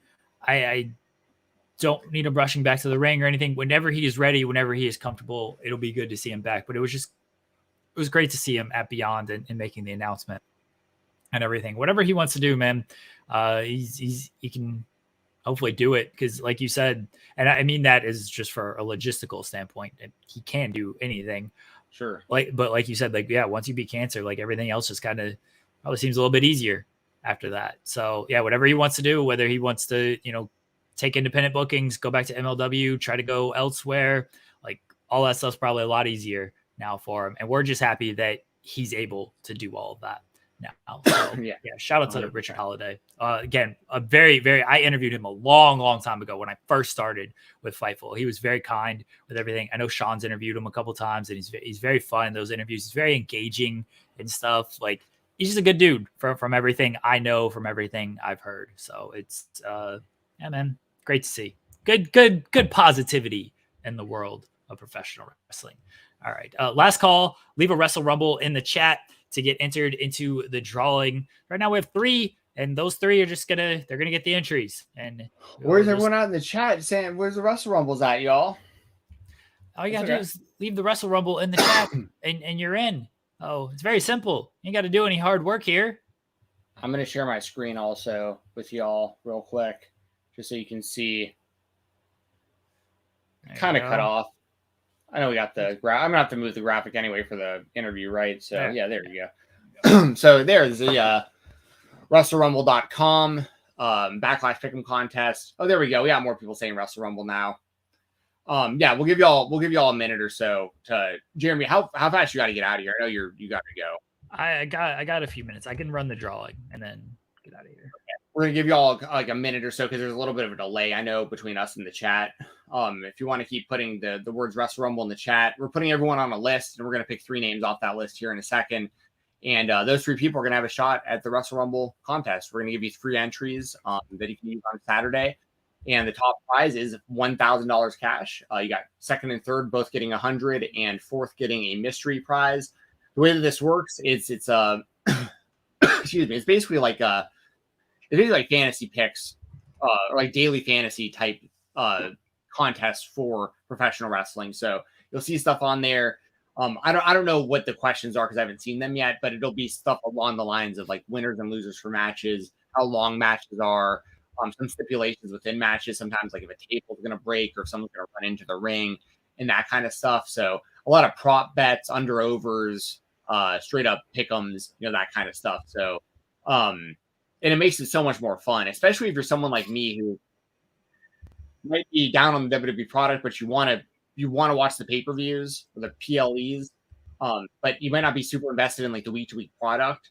This keeps you super invested in the week to week if you really want to have better picks and know what's going on in the show. But even if you just watch the once a month, it's so much fun just to sit there and go along, especially when you're doing good and like you're hitting throughout the show and you're like, I might win $1,000. I've won one time once ever. I do all these contests. It's very, very difficult to win because so many people are so good at these. But when you win, it is an incredible feeling. And the prizes are very real. They send you the prizes in the mail. You get them within a couple of days. The cash gets sent to you via like PayPal, like immediately. So within like a day or so or something. So it's awesome stuff. Thank you, Wrestle Rumble. Thank you, Matt, for being a part of the show so consistently with us here on the Spotlight. And yeah, I don't know, Jeremy, do you have all the names there? Yep. So here are our winners. Be in contact with Stephen Jensen. Shoot him a DM. DM should be open. 3 winners. We have Hogan. Hogan is the winner. Easy from the Trap. He put his in earlier, and we did not rig this, but JK Shaw, our good pal JK Shaw, he has won as well. Those are our 3 winners for the Wrestle Rumble drawing. All right, everybody, I have to run this week. I have things to do. I'm going to see a bunch of Penguins. That's what I'm going to do, not the Pittsburgh kind. Everyone go to FightfulOverbooked.com. Go check out all the stuff we have going on over there. New in the Weeds tomorrow. We should be joined by Brandon Thurston of WrestleNomics. SB3 is co-hosting with me tomorrow. Go to Wrestle Rumble, or go to WrestleRumble.com. Yes. Also go to FightfulOverbooked.com. Go to Fightful.com. Sign up to FightfulSelect.com. Enjoy the interview with Teriyaki. He rules. I'm really rooting for him and all of his success. Jensen will lead you into that. I will be back here next week with everybody. Everyone knows where to find me at. Please don't follow me on Twitter. Follow Stephen Jensen on Twitter. Everyone enjoy your Thursday. Bye, everybody. All right, so it's just me now with y'all. Excuse me, I've had a cough all morning. Allergy season right now, unfortunately. I'm going to open my DMs right now for Twitter so that anyone, I missed the names that Jeremy said. I'll have to go back and rewind while you're listening to the interview here, but just 1 moment. Sorry about that. I am going into my privacy settings and opening my direct messages, allow requests from anyone. Okay. So if you won a Wrestle Rumble entry just then, please direct message me on Twitter. It's FightTalk_, FIGHTTALK_. I will just send me a message, and all I need to get from you is your email address, and I'll make sure Wrestle Rumble emails you on Saturday morning. You have pretty much between now and then to get in touch with me to give me that. I'd prefer if you can give it to me by tomorrow, by Friday night, if possible, by the end of the night, by like the time SmackDown ends. So please get in touch with me if you want a Wrestle Rumble entry just now. Direct message me. Once again, it's at FIGHTTALK_, FightTalk_. And just say, hey, I want a Wrestle Rumble entry. Just say Wrestle Rumble. Just give me a heads up while you're reaching out via DM. I'll see those, and I'll make sure Wrestle Rumble gets those over to you this weekend. If you do not message me, if you don't message me, I have no way of getting in touch with you, and I apologize about that. But if you get in touch with me even afterwards, I'll make sure to get you a free entry on the next pay-per-view. Like you'll be made whole. I'll make sure you get your free entry that you want on the show. I want you to get it for Backlash, but if you don't message me or you missed this somehow and you won, we'll get you on the next pay-per-view. I'll always make sure to get you all your prizes that you won here on the show. And once again, thank you again to Wrestle Rumble for being a part of the show as always. So that said, what you're about to hear is an interview with myself, Jeremy, and Teriyaki.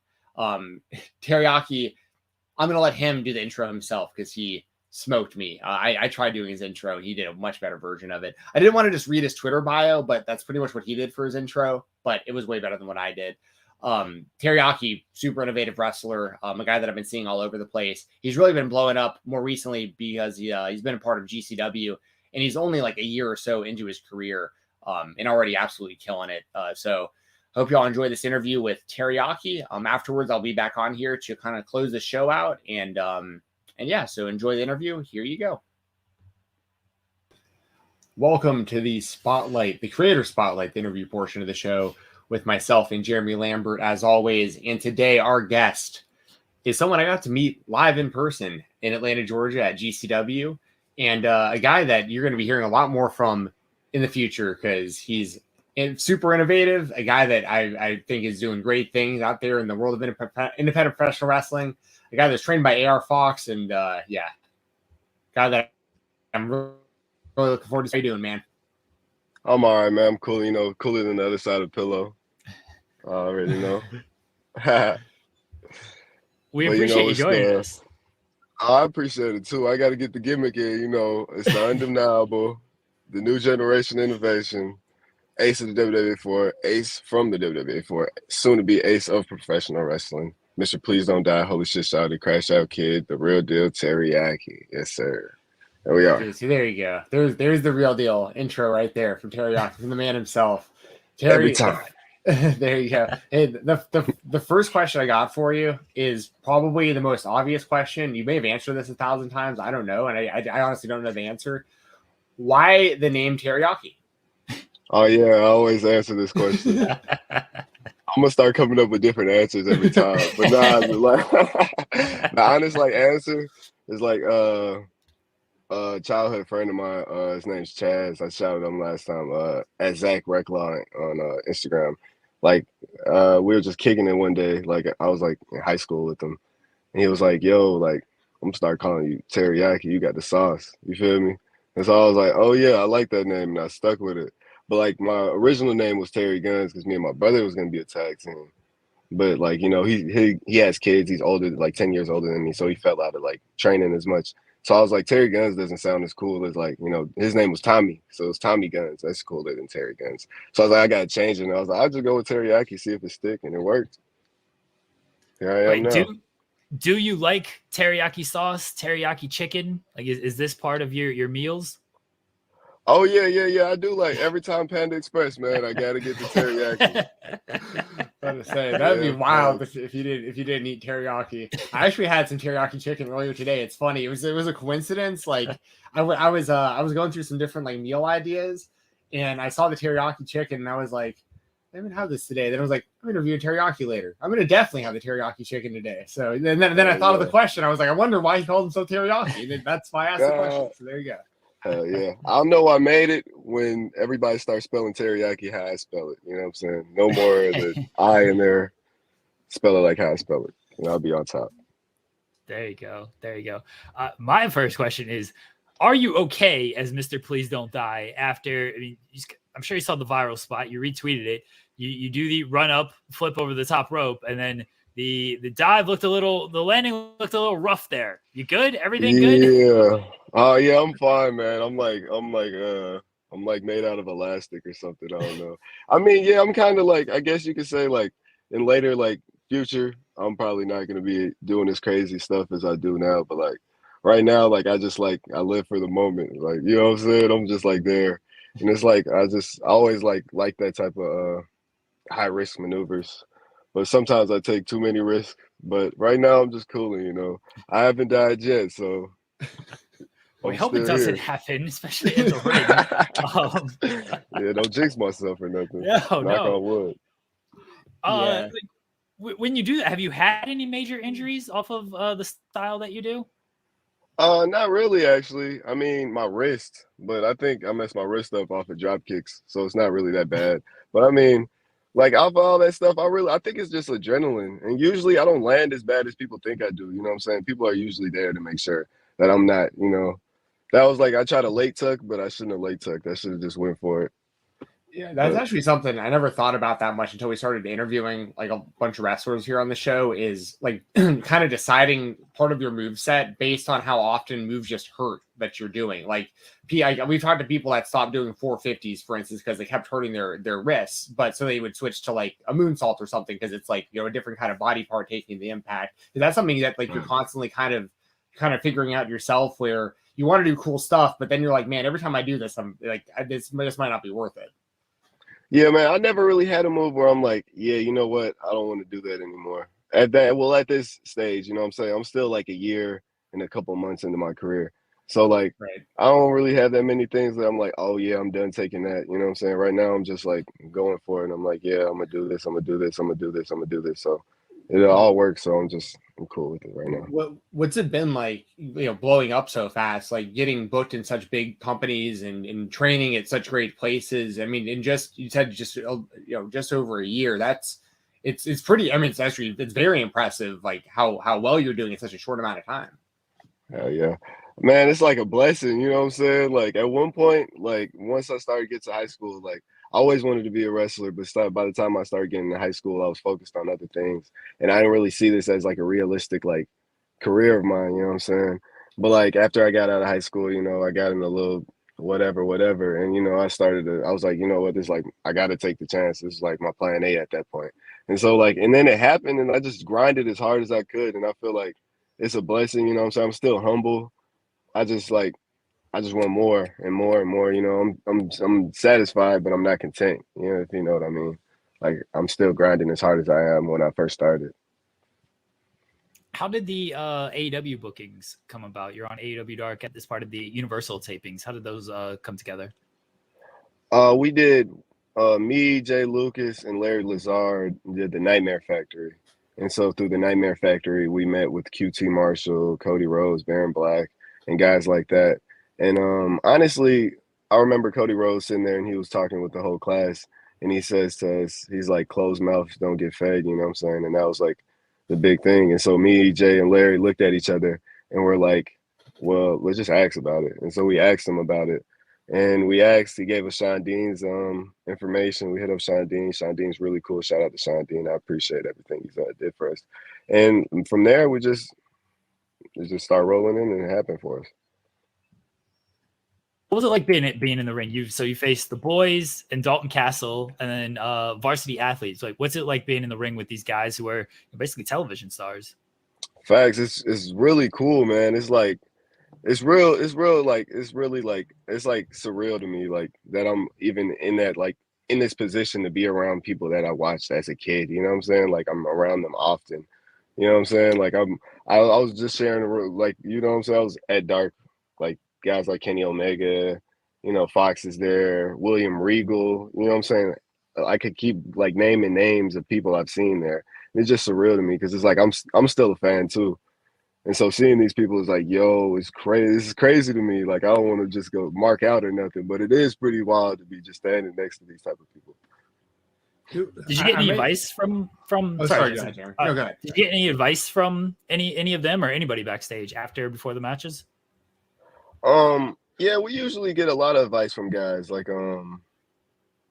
Don Castle. He liked what we had. Jerry Lynn, shout out Jerry Lynn. He gave us a couple critiques and stuff like that as well. But like everybody back there is so friendly. Everybody's willing to like give you information if you're willing to accept it. You know what I'm saying? So yeah, you were mentioning like marking out kind of, you know, seeing all these people that you're such big fans of. I may have asked you this before, but I can't remember. Who were some of your favorite wrestlers growing up? And were some of those names like that were backstage there at Impact or sorry at AEW? Well, my favorite wrestlers growing up was like I watched a lot of TNA. Like I loved wrestling, but when I like found out about TNA and like the X Division, that's what made me want to be a wrestler. So guys like AJ Styles, Samoa Joe, Low Key, Christopher Daniels. I seen Christopher Daniels, that was pretty crazy. Samoa Joe, that was pretty crazy. Like Frankie Kazarian, Sanjay Dutt, Jerry Lynn, you know what I'm saying? There's a lot of guys I can name. It's just like, oh man, even Jeff Jarrett, like, yo, Jeff Jarrett. Oh yeah. A legend, a literal legend. It's crazy. It's insane, man. It's crazy. What a ride already. It's crazy. Yeah, that's awesome.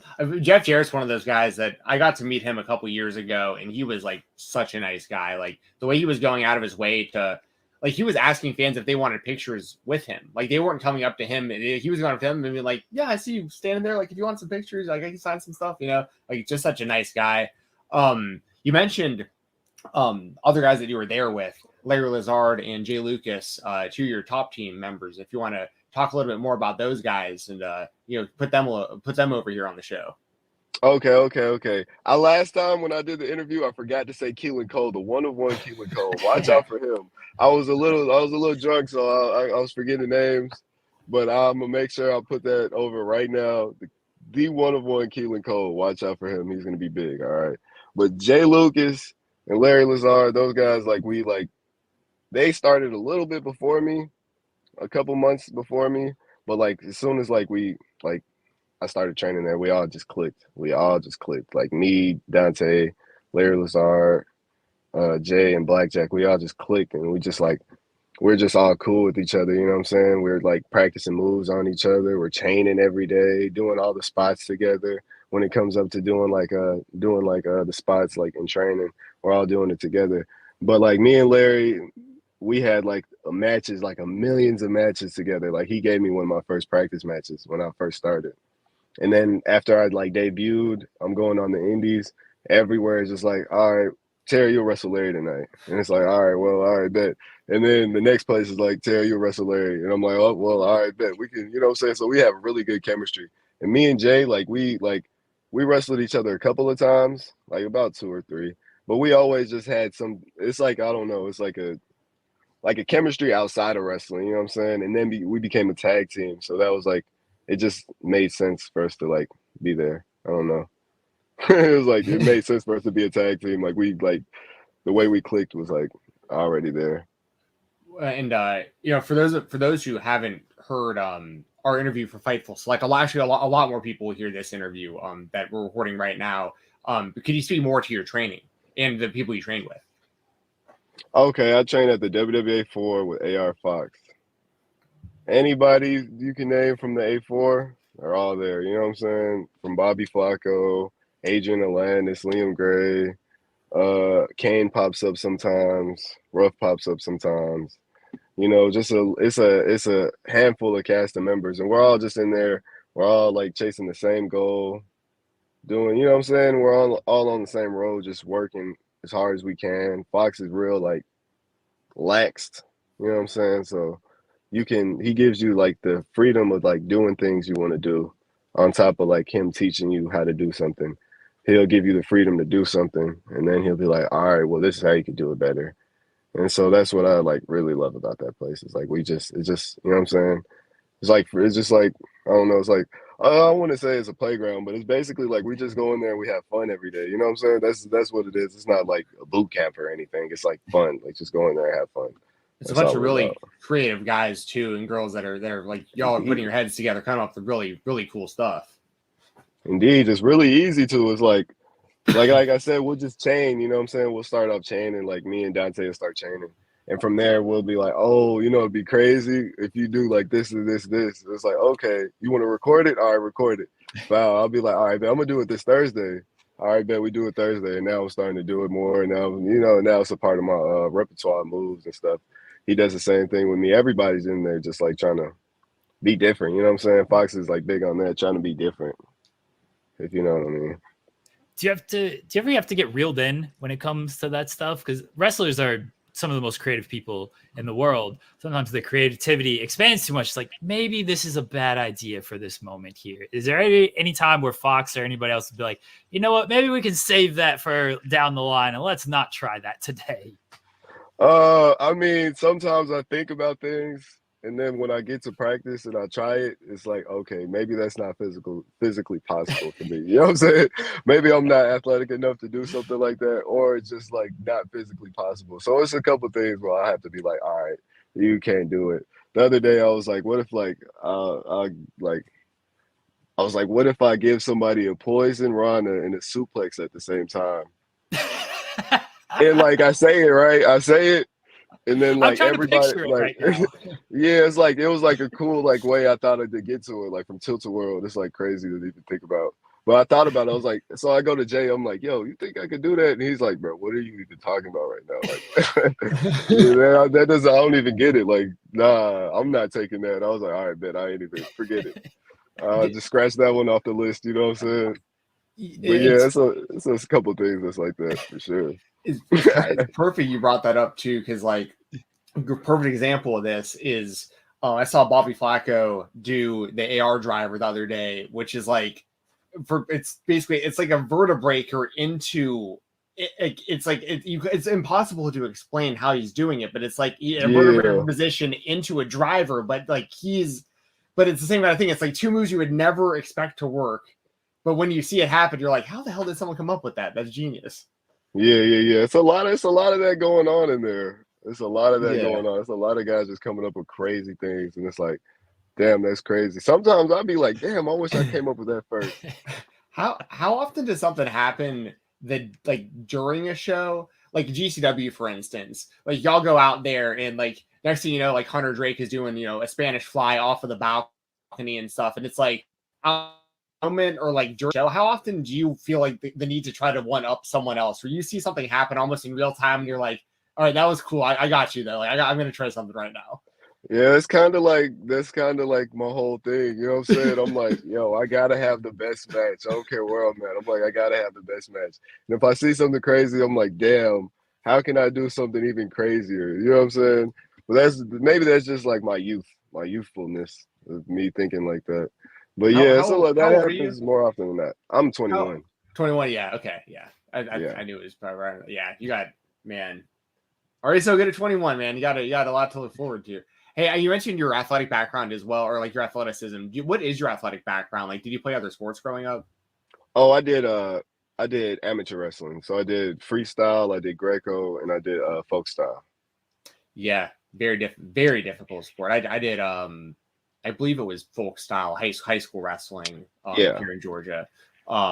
So yeah, I definitely respect that. That's very difficult. High school wrestling is really slept on. Like, people don't understand kind of like the discipline it takes when like everyone else is partying and stuff to like weigh in like a Saturday morning, you know? Oh God, it's just a lot of grind. It's like a lot of folk. I mean, it's very similar to professional wrestling. That's why I feel like it was easy for me to click, because like it's very similar from watching how something's done to having to like literally mimic every movement.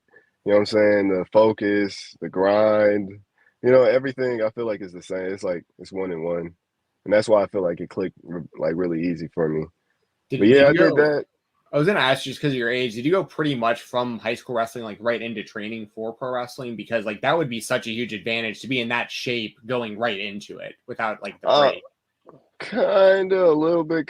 When I got out of high school, it was during COVID. So, yeah, I graduated 2020. So it was like COVID was going on. So I put like a little halt on it. But then by 2021, I was like, you know what? I just got to do it. Forget it. It's whatever. Gotcha. So 2021, when you signed up for 4A and then just immediately jumped into that training? Oh yeah, definitely. I actually went a year before.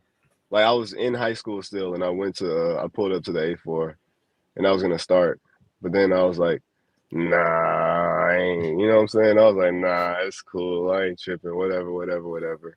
And then by like I think it was damn near like a year, June, I can't remember the exact date, but I do remember the first Thursday show I went to was like June 10th. I went to so I started in June. And then I went there. It was just easy. It was just like, all right, you want to sign up? Bet. You want to get in the ring? All right, bet. Easy. Simple like that. And that's how my career started. And A4, not 4A. I apologize. I don't want AR Fox coming after me on that one. Oh yeah, it's cool. What are some of your goals in wrestling? Like, whether short term or long term, like whether a promotion you want to work for, a person you want to work against, just some overall goals in wrestling. Right now, I do want to get to Japan. I want to be like well traveled. So maybe that's long term. I want to be well traveled. I want to be able to say I wrestled in like Japan, Canada, Mexico, all over the world. I do want to wrestle for a promotion in Korea, because I'm black, white, and Korean. So I feel like it would be pretty cool to wrestle in Korea, just because like, my like heritage or whatever. People I want to work. It's like a long list of people I can name. You know what I'm saying? I'm always say Jordan Oliver, because he's dope. Jordan Oliver's fire. Myron Reed too. He's pretty awesome. Speedball, Fox, Jay Malachi is pretty damn good. I like him a lot. I saw him at Battle Slam just the other day. Again, yeah, he's been coming around here lately. Yeah, really talented. Yeah. A lot of the Firestar. I'm not sure if I'm pretty sure he trains at Firestar, but a lot of the North Carolina boys, they're really good. And it's like a lot of them that I want to mix it up with. BK Westbrook's another one I want to get a singles. I wrestled him in a tag match with me and Jay and Eric Royal, but I want to do like a singles, because it's like it's a little more personal to us, if you know what I mean. Sure. And yeah, I mean, I could keep going on with the people I want to wrestle. Short term goals though. I do want to do some stuff with WWE, hopefully. Like extra work or something like that. Really just get my face out there more, you know what I'm saying?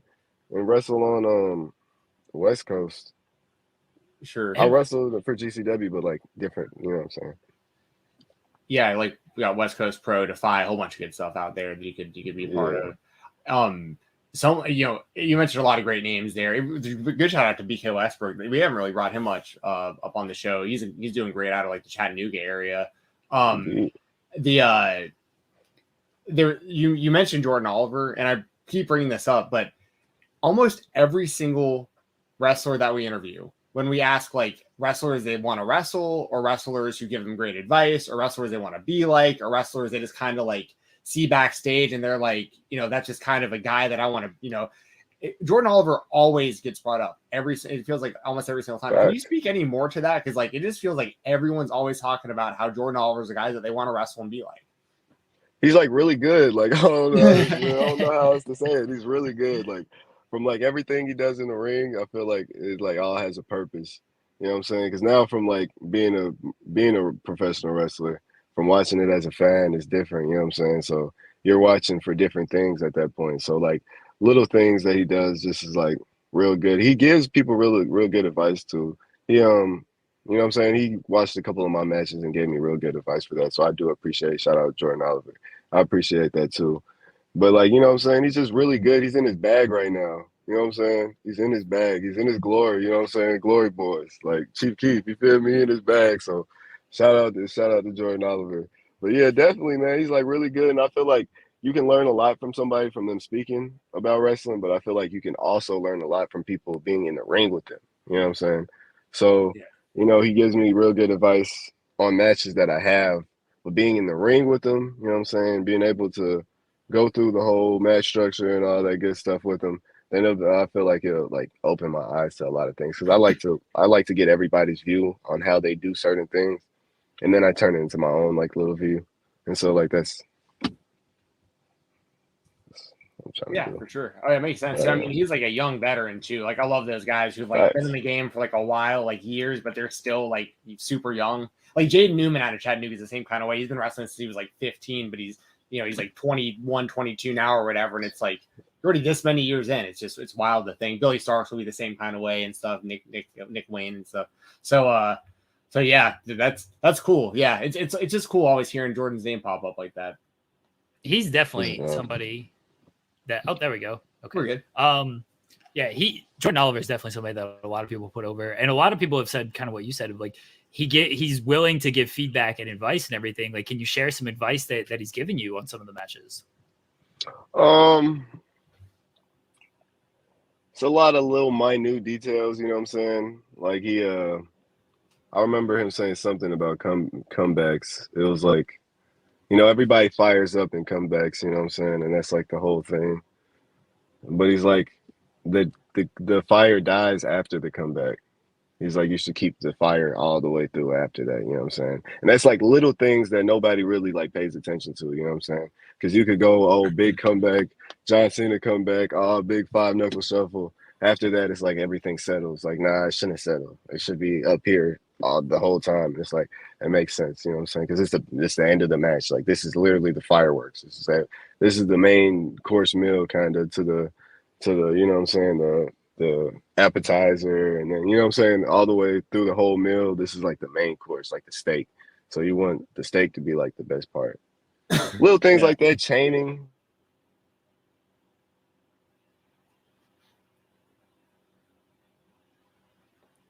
Oh, I don't know if we've lost Terry. Lost for a second. Yes. Wasn't sure if that was on my end, your end, or... That's okay. It's refreshing. There he is. Sorry, Terry. We lost for a second. We're good. You're talking about getting like your chaining, and then that was kind of like where it cut off. Oh yeah. He was like being more aggressive, like with the chaining. You know what I'm saying? I did like amateur wrestling. I don't really use that a lot, but I'm gonna start using it more in like chaining and stuff, like in my matches more. But like being more aggressive instead of being like let me take this now. Haha, I got you, buddy. Oh, you got me. You know what I'm saying? Little things like that, making stuff more of a struggle. But you know what I'm saying? It's everything's good information, you know what I'm saying, from whoever gives it to you. You mentioned possibly doing WWE extra work. I know sometimes they contact people and then they're not used in any capacity. Have you been contacted by them and just been in catering but not used on television? Oh no. I never I haven't even hit them up. They haven't contacted me. I haven't hit them up yet though. But I feel like I will soon. You know what I'm saying? I just feel like I don't know if it's like I mean it's not that big of a deal because it's just everything's a big of a deal. But like I feel like I want to get more ready to like be presented in you know what I'm saying in that way. I feel like I'm ready, but like at the end of the day, you still have those self doubts and stuff like that. But even I mean, I'm sure you've seen the video. You shared the ring with this man. You could be the security guard who is shoved by. I was going to say you shared the ring with Ricky Starks, who was punked out by Ryback. The security guard MJF, who was shoved by Samoa Joe. It's like you never know where those beginnings are going to start at of just popping up randomly on WWE as doing extra work, and then next thing you know, you're AEW World Champion or a staple of AEW television. Exactly. That's what I was saying. Like one thing, like you were saying, like short term goals, like getting my face out there more. Because like I do that now still, but getting it out there to more like I don't know, like I guess you can say national, like global level, to get my face out there and like actually put my face out there. But I mean, yeah, I definitely want to do that. So I definitely just gotta. It's really up to me. I just gotta hit them up. I'm kind of just not doing that right now. I don't know why not, but I will definitely. I'm gonna do it after this interview. Shoot the shot. I mean, shoot the shot. You. The worst thing they can do is say no, and then in that mindset, you're just like, all right, I'm gonna show you why this is a mistake on your part, and I'm gonna keep going. Actually, you know what? I lied. I've hit up Gabe Sapolsky before. You know what? I hit up Gabe Sapolsky, but he said he'll use me. He'll try to get, you know what I'm saying, whatever. The whole circumstance, but yep. I forgot I did that. I did hit up Gabe Sapolsky. But I'll do it again. I'll send another one.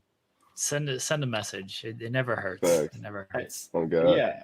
I was gonna ask you, how did the GCW come about? Did you just hit up Brett? GCW, they're coming to Atlanta. I was going there anyway. But Billy Starks, actually, shout out Billy Starks. Billy Starks was like, yo, Brett's looking for people for this the scramble. You fine, so you want to do it? I'm like, yeah, I'm down. Hell yeah, I'm down. You feel me? GCW, what? And it's only funny because I did an interview like a month before for Action on, I think it's the Bald Monkeys podcast, and they asked me what's a short-term goal for you, and I said I want to wrestle on GCW. Then a month later, like this is like during my like first year anniversary, like August like sometime in like the 19th, I think is my first year anniversary for like pro wrestling. Like I think the show was like the 21st of August. Like they're like, yo, you want to do this? I'm like, hell yeah, I want to do it. And that's how ever since then it was just like I'm following you around. Like, you know what I'm saying? Like I'm trying to make my face like a part of this this promotion. You know what I'm saying? Yeah, for sure. And what was the experience like in Center Stage in Atlanta? I love that venue. I think it's just perfect for GCW shows. It's fire. It's dope. It's like a whole different like, you know what I'm saying? It's a vibe for real. I feel like I really hope they do more shows in Atlanta because like I feel like this is like it's a prime place for wrestling because like a lot of places don't really come here. So if they keep coming often, then it's gonna be pretty dope. Center Stage is pretty fire. The first time it was like a movie. That was like probably the best scramble I've been in, and I've been in about 1 million scrambles now. You know what I'm saying? I know my way around the scramble, but that was probably one of my favorite scrambles that I had. You know. But yeah, Center Stage is definitely fire. We did the Spanish boy off the balcony. Come on now, who else did that? Yeah. I don't think anybody else did that one yet. Dude, it was funny that night.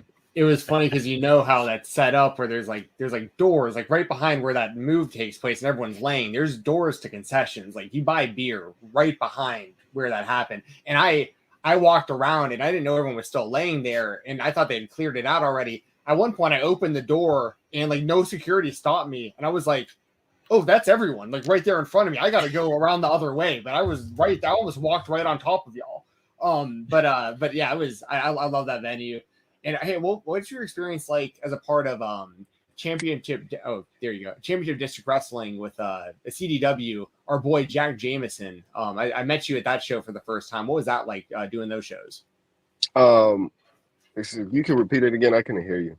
Oh yeah, sure. So, no worries. So I was just asking you because the first time I met you in person was at a CDW show, Championship District Wrestling here in Atlanta. Mm-hmm. And we've had Jack Jameson Ryan on the show many times. What was your experience like working with that company?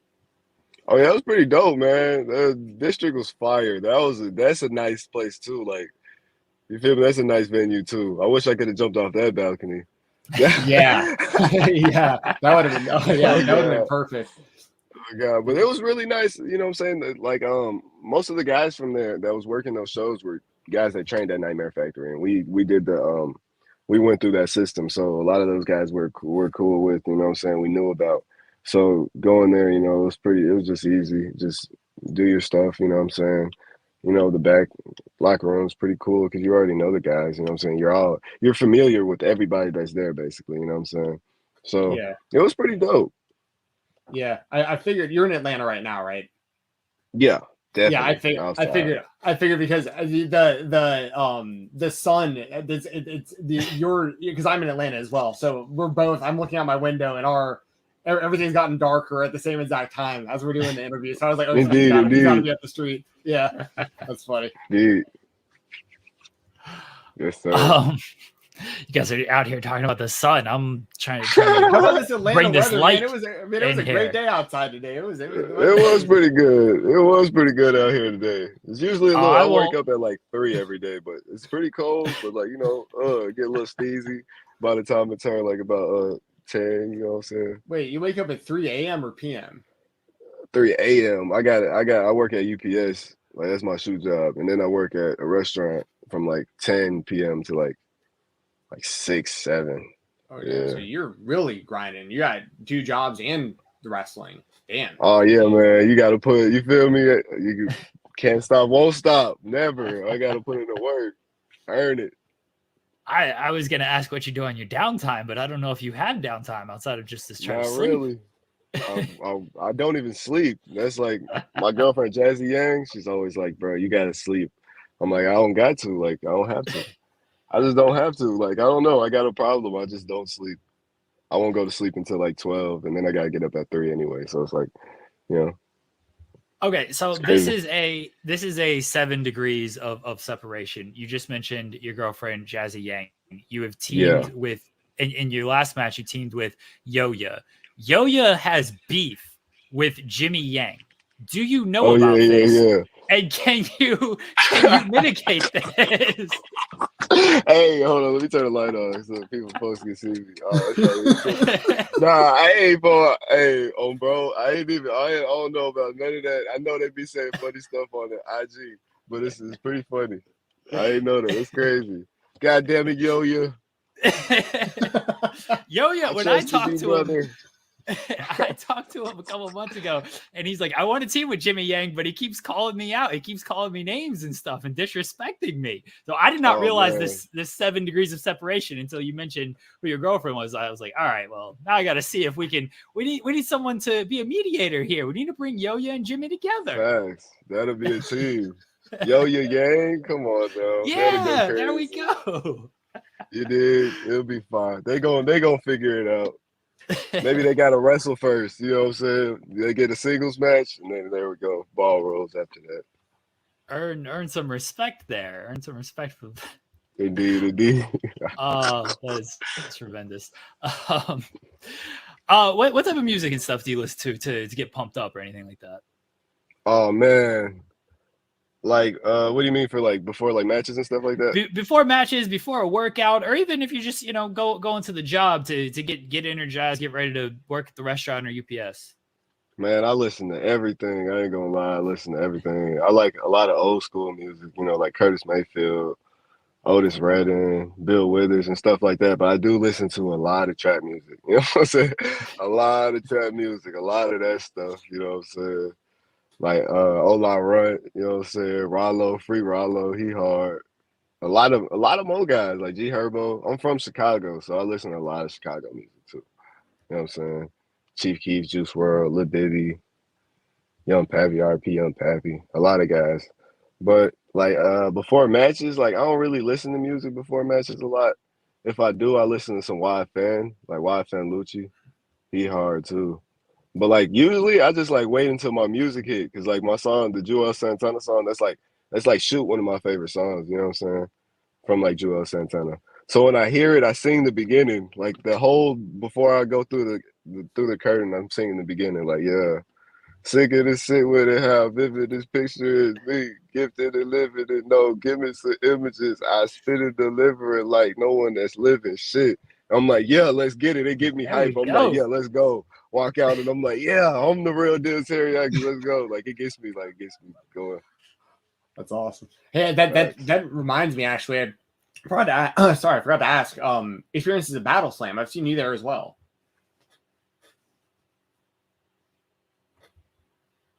I think we froze. Yes, I think it froze for a second.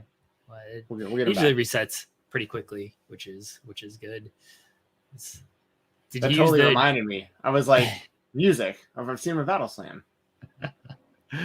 Did he use the Joel Santana song at Battle Slam? do Jensen, that. did I you believe recognize so. it? I Yeah. believe so.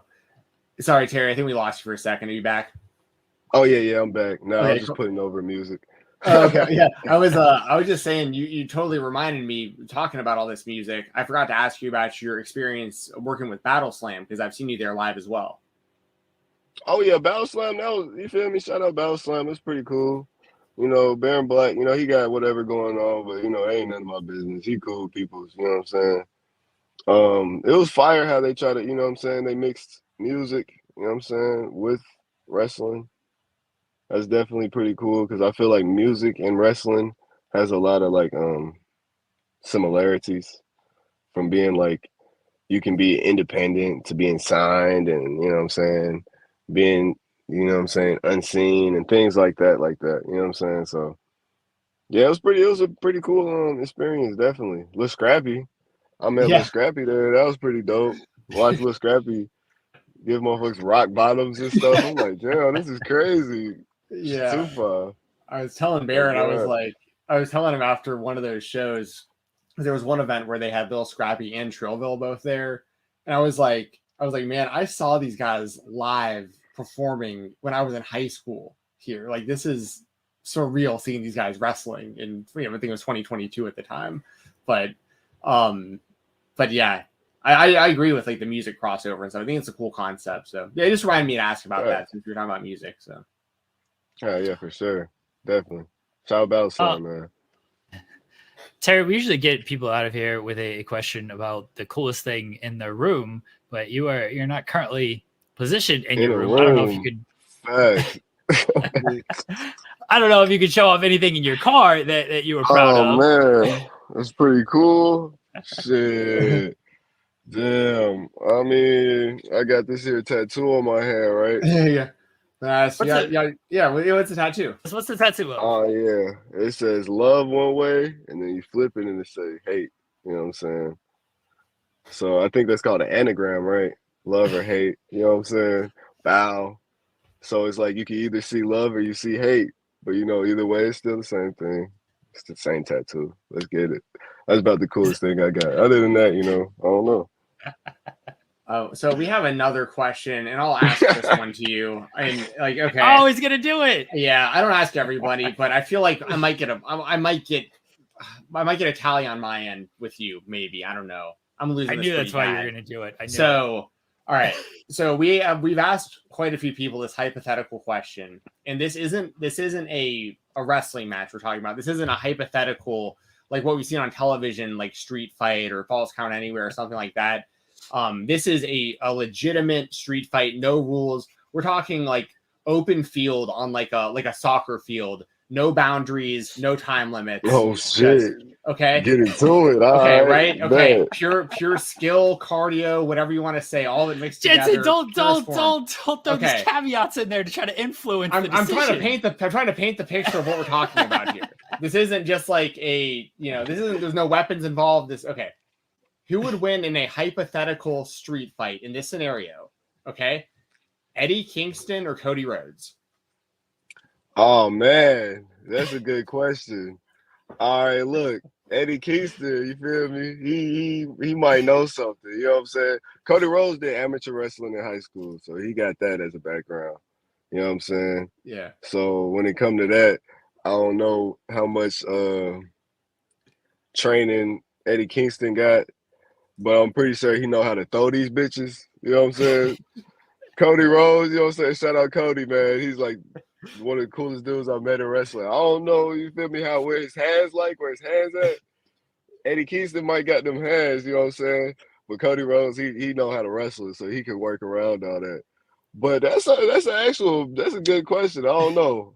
I might lean toward Eddie Kingston, but I feel like wrestling's got like a little advantage because, like, you know what I'm saying, damage and discipline and stuff like that. I don't know. We need an official answer, Terry. We need an official answer. Damn. I might have to go with Cody Rhodes, man. Oh, let's go. You're like the only other person who's with me on this. Thank you. I go with Cody Rhodes for the one time. Shout out Cody Rhodes, man. Thank you. This was a combo of like, we didn't have you in a room, so we couldn't really get like the favorite thing in the room. And I was like, you know what? This guy's trained with Cody. I think he's going to side with Cody on this one. I think I'll get someone else on my side. I side with Cody for this, but I ain't gonna lie. Eddie Kingston might got them. He might got them hard bitches, so I don't know. Listen, I'll say Cody wins the fight, but Eddie will win the war because, like, after the fight's over, Eddie's going to get up and, like, it's not going to be good. Spinning back fist? That shit is over, boy. Over. Man, I'll thank you for answering that question. For sure, man. Yeah, and by the way, we do not have any heat with Eddie Kingston. We love Eddie Kingston on this show. This is I don't want any heat with him either. No, none of us do. It's just it was a stupid hypothetical question we asked one time a while back, and it's just kind of stuck. And almost everyone says Eddie. So facts. I feel it. I thought you was about to ask me who would win between me and Mike Tyson. I was about to I was waiting for it. I was like, put you in that spot. I'm gonna go up.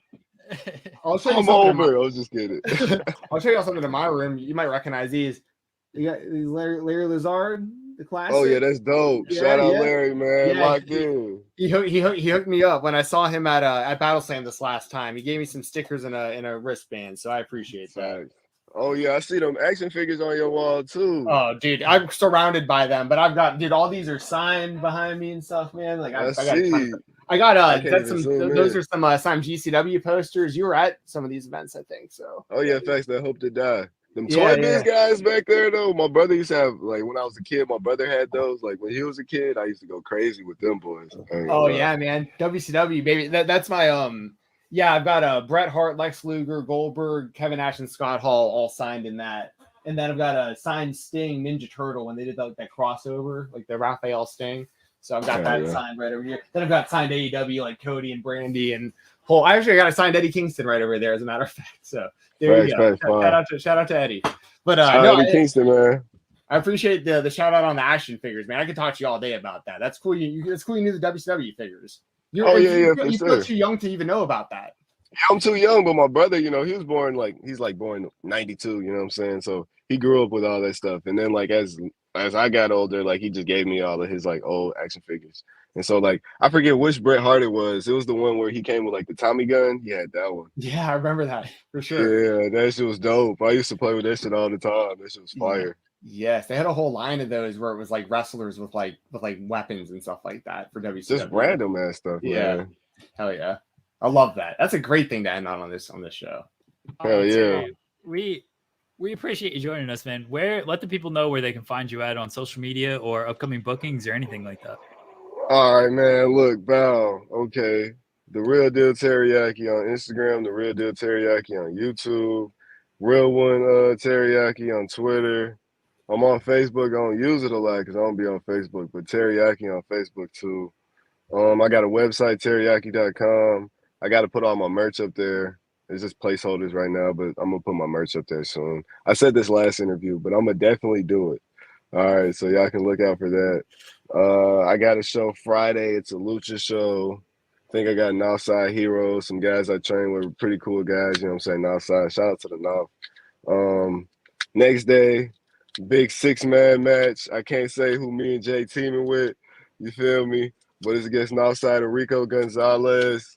I'm just going to say it's going to get real dangerous, if you know what I mean. Yeah. Shout out to my twin. But, yep, that's about all I got going on right now. I got a lot more bookings, but I got to go through a whole list to try to read them. Well, everybody can follow Terry. All the links are down below once this video gets posted, all in the description. Follow Terry, support him. doing big things. And I like your Twitter feed and put it over at Fest because you retweet a lot of stuff and you try to promote other people and other like friends and just independent wrestling and stuff. So I really like when other people do that. So yeah, man, that's all it's about. You know what I'm saying? We all got to use our platforms to try to build everybody else's platforms. You know what I'm saying? I was just about to say it before, but I didn't know you're gonna end with that. I was gonna say shout out Fightful too, man. Fuck with Fightful, goddamn, they going crazy. You know what I'm saying? Thank shout you. out Fightful. We're trying. We're trying. Thank you again, Terry. Again, everyone follow him on social media. We really appreciate it, man. Guys, we'll be right back here on the Spotlight.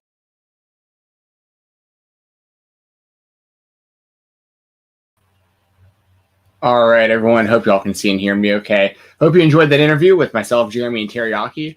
Great dude. Love that interview. And keep a lookout for him. He is blowing up all over the independent scene. And I'm sure he'll blow up on your television screen soon enough as well. Killing it out there. Make sure to follow him and check out all his stuff in the links below. And also, you can follow me on Twitter at FightTalk_, FIGHTTALK_. Make sure to subscribe to FightfulSelect.com. You can listen to the Fightful Select Weekender podcast. I do that every Sunday, talk in the world of independent wrestling. And I do predictions and reviews and talk about a whole bunch of stuff over there. And along with that $5 tier, you get my show, you get other podcasts, you get all of the breaking news from Sean Ross Sapp, get a ton of stuff. Great value over there for the $5 tier at FightfulSelect.com. So go check that out and support us. And please make sure to subscribe right here to youtube.com/Fightful right here on this channel. Please make sure to hit the like button, hit the thumbs up. We appreciate that. Leave a comment if you'd like. And if you want a Wrestle Rumble entry, we picked winners right before the interview. If you missed that and you're a winner, please direct message me on Twitter. You have pretty much until the end of SmackDown on Friday night to DM me, and I'll make sure to get that to Wrestle Rumble so they can message you on Saturday morning with your free entry. Once again, thank you to WrestleRumble.com. Go over there, join the Backlash Pick'em contest. First place prize is $1,000. Second and third both get $100 each, and fourth place gets a mystery prize. So shout out WrestleRumble.com. Thank you very much for being a part of the show once again. Thank you all very much for joining us here in the chat. I hope you all have a great Thursday. The next time y'all will hear me will be on Sunday on the Weekender over at FightfulSelect.com. Y'all have a good one. Bye.